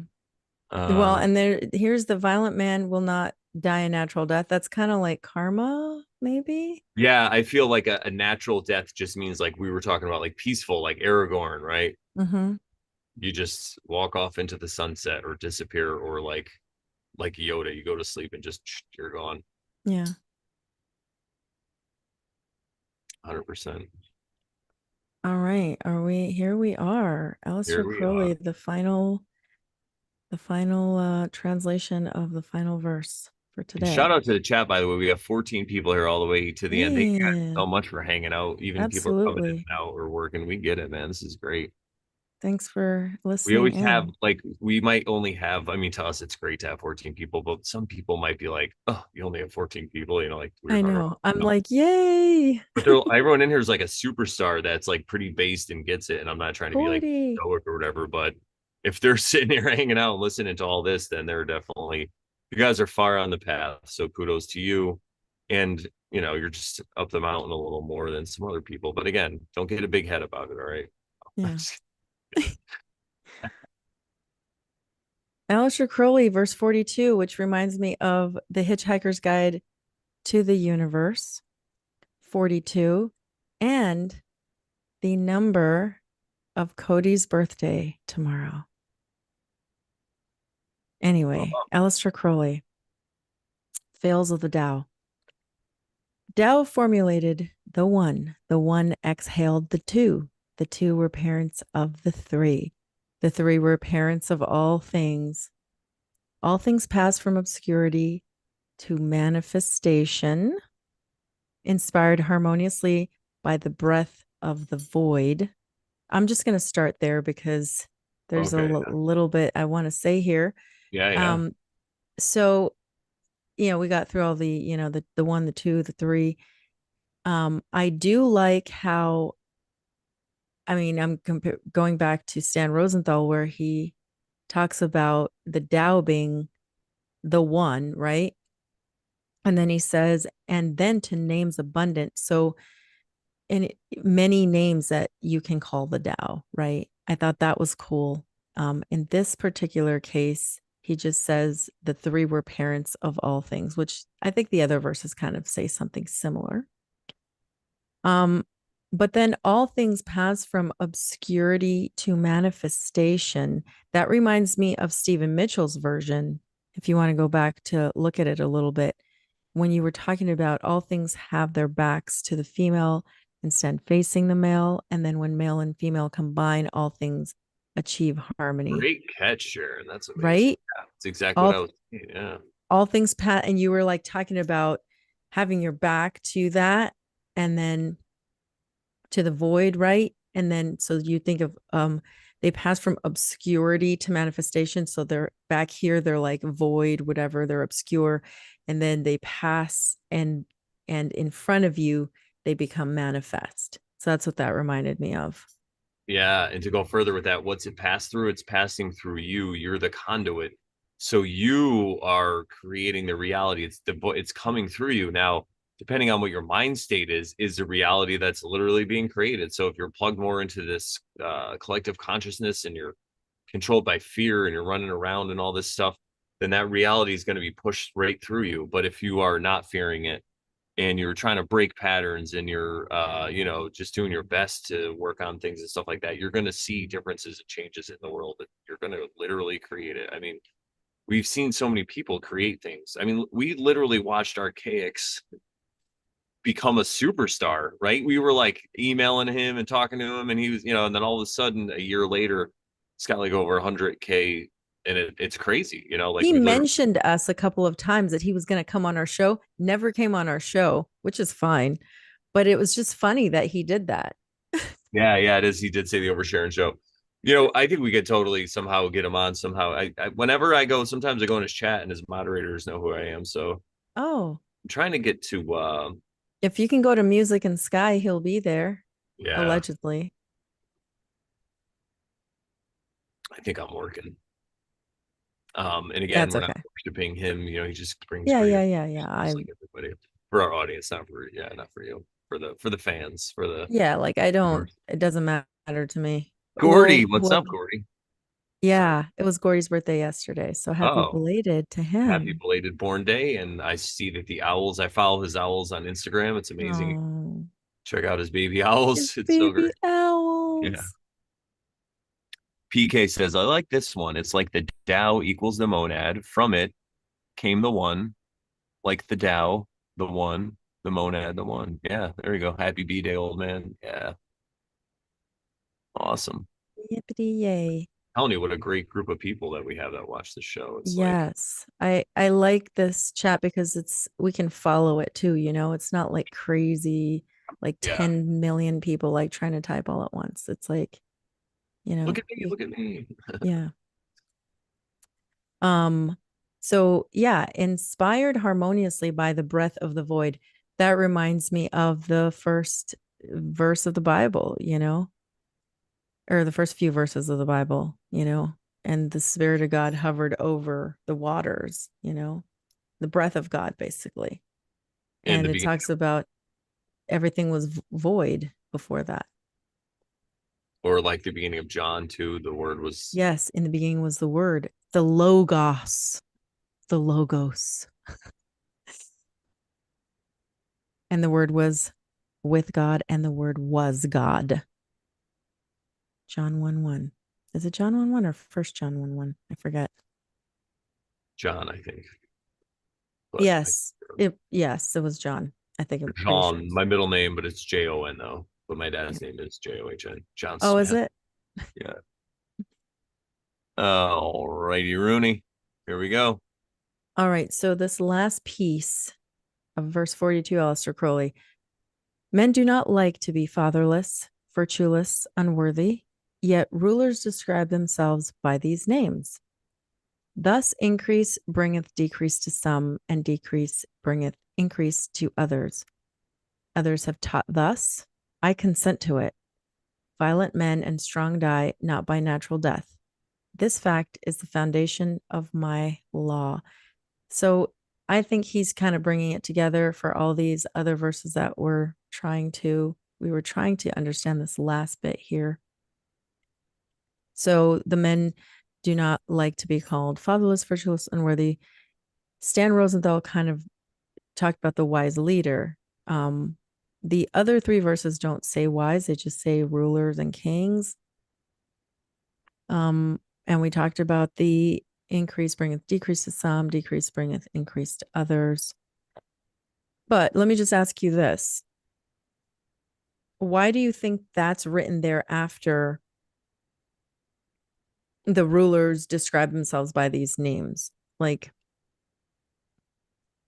what is it implying? That This, they don't like to be called these things. Sorry, they don't like to be these things, but they describe themselves, these wise rulers describe themselves this way. And thus, some of them experience increase brings decrease to some, decrease brings increase to others. What do you think? I don't know how that follows. What is it I think, implying? so I would say you could say men, and you could take the men line. Oops, this men, ugh. Men do like to fathers, and you could just put it right to this one. Thus increase bringeth a decrease to some. So the men that don't like to be known this way, they're trying to falsely increase it by like boasting or whatever, but they bring decrease. And then rulers, like wise rulers, will just go on that whole paradigm, right? The wise rulers describe themselves by these names because they know that decrease can bring it increase to them. They're the others that get this. So by looking, Oh, thank you, thank you, thank you. yeah. Thanks for All asking right. that question though, because I didn't even think of that until you're like, I had this focus, and you're like, look, put it here, and I'm like, all right, Yeah, no, I thank you because I was all right. wondering what was the correlation there that they were trying. What was their point in saying that? Uh-huh. And I'm glad that we have that Aleister Crowley verse because we wouldn't even have put that together I might not have. if not from the other verses. Maybe not. Yeah. So yeah, that makes sense. Men don't like to be called those So like things. ordinary men, we can even take all the verses, kind of put them together. Like ordinary people don't like to be called this because ordinary people, and you can even look at it as a wise ruler or a ruler of themselves. Like, so if you're looking at this esoterically or internally, totally, we could just say ordinary people don't like to be called all these names, look fatherless and virtueless. They like to look like they have virtue, like the preacher you were saying before, who's out Mm, for money, right? They like to look virtuous. mhm. But wise men and rulers on the inside, they know that it doesn't matter how they look on the outside. That it And that so, yeah. it So even if they increases are their fatherless spiritual or awareness increases because appear just to be unworthy. like the Mhm. wealth thing from the last verse, right?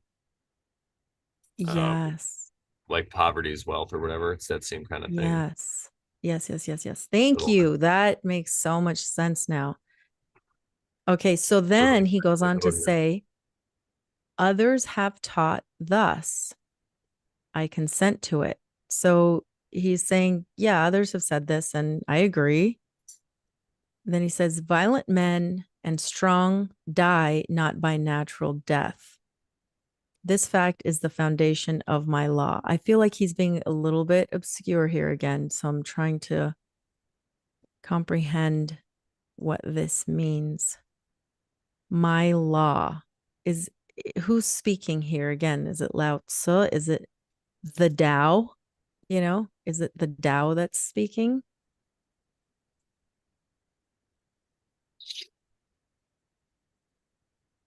Yeah. Maybe it's again. Yeah, it's such a good question because it could be Lao Tzu or it could be just the Tao is what he means. Like Like, who would be so arrogant, right? I don't think Lao Tzu's being arrogant about it. Yeah. It's got to be the like he's personifying the Tao, Yeah. right? Yeah. Either personifying the Tao, or when he says my law, he's referring to the Tao because that's the law he Yeah. followed, kind of thing. Yeah. Okay, yes. And he's basically what reiterating karma, like violent men and strong die not by natural death. It's like There might karma, be more to that because it just seems like it's a whole. It seems like it doesn't belong in this verse at all, right? right? It's very odd. I was thrown off when I read it. It's kind of like they just slipped it in there, if Yeah. just in case people, maybe there was an issue at the time with like people fighting and stuff like that, like. Yeah. And here's the funny part. Stephen Mitchell doesn't even get near that. Yeah, he just skipped right over it, He right? skips over it. Dwight Goddard does say something. He says, I alone expound the basis of the doctrine of the Tao. So And he he also says says, but the something. strong and aggressive ones do not obtain a natural death. Yeah. And they speak of the natural death thing. Yeah. Stephen Mitchell doesn't even mention that at all. Yeah. Um, and then Stan Rosenthal mentions the natural death stuff, but he doesn't say anything about, others have taught this, I consented. This is the foundation of my law. None of that. So that's kind of odd. Aleister Crowley and Dwight Goddard from the 1920s So actually, what was going on in the 20s that's different from now, or, like, the 1919s, yeah, the 19s. Oh my God. the 19s. The 19 teens. It was the mid 19 teens, and we were all going to World War I, having a blast with the mustard gas. But yeah, this one Yeah, is a makes you conundrum. a little bit of, well, we could end with a little bit of a conundrum. I mean, by themselves, I think we kind of broke down what it means, but just putting them together is the only mystery that we still have. But it's a little Taoist mystery. It's maybe he was just slipping it in there to let you know that, don't be violent. Yeah. Don't be cruel. Yeah. I'm just kidding. Dude, did we just do almost 3 hours here? We almost did it, and we have like 15 people in the chat. 13, Wow. 11. It's going down. We're Yeah, winding. I see 10 now. So, Awesome. Well, thank you guys for hanging out. yes, And this is amazing. did not Not expect it to Jeff, go what's this up? long. Yeah, hit me up whenever. Yeah, hit me up whenever. We'll do something whenever. No rush. My Sherry, thanks so much as well. Sherry is like the number one chat moderator on YouTube. Every She's video on everybody's. she's like in there and she's a moderator. It's great. Yeah, Old World Florida, Ben. Oh, But nice. other ones I can't even remember. Yeah, Old World Florida's been putting out some really good little documentaries lately. He just put out one yesterday about this Radium Springs place in Georgia. It's only like a 30 something minute video, but they visited the place, and it used to have a casino, and people would swim in this spring. It's like a lake, like a pond kind of, and there's all this stonework that goes into it, but it's all blocked off now. You can't swim in it. Um, Mm. you know, and of course the casino burned down and all this, but it used to be a place people went to heal, and I guess the residents are trying to get people to be able to swim there again or whatever. But it's very interesting. Good channel, good content. PK says favorite verse. Ooh, this one? He has Hmm. it's a question with an exclamation. Oh, that's a good question. I think I would have to wait till we got to the end, but Yeah. I know of a place like that in Sedona. It also burned down. Yeah, that radium connection, man. That's one that'll get you, because there's a whole psyop with radium, because they used to use radium to paint watch faces so they glow because it glows blue. And the women would paint with paintbrushes and they'd put it in their mouth. I don't know if you know about all this or whatever. And then a bunch of them got really sick and died early, and they sued, and it changed workplace conditions. But he was talking about this lady who didn't put the brush in her mouth, and she only worked there for a little while, and then she was able to get her pink slip or whatever. and she lived to be 107. So who knows? I think it just depends on you can't be eating radium, but I think to be around it, or maybe Or maybe there was lead in it too. maybe there was lead in it too. Or maybe there was something else in the radium. Yes. Yeah, yeah. I mean, if you make it a paint, right? You gotta, yeah, lead-based paint. Yeah. I think Sharon, you're onto something. Per my lunch break, looks like every place has burned down. Yeah, Amberson, thank you. I think Amberson's the one who Introduced us to the my lunch introduced us. break. Yeah, I love Yeah. my lunch break as well. That's a really good channel. Again, I don't totally agree with everybody's whatever, but you're not supposed to. You just But watch, you listen, he brings a lot of great you make information. connections. It's quite possible. Like we talked about this last week, if anyone's interested, but the realm and the resets and all this stuff. Yeah, it is quite possible there was another civilization here just a couple hundred years ago. We wouldn't even know. So I get Uh, it. Tony Coriolis says the exhaust of radium engines is helium. I did not know that. Yeah, it makes you think about Helium, air, and who right? uses the most helium?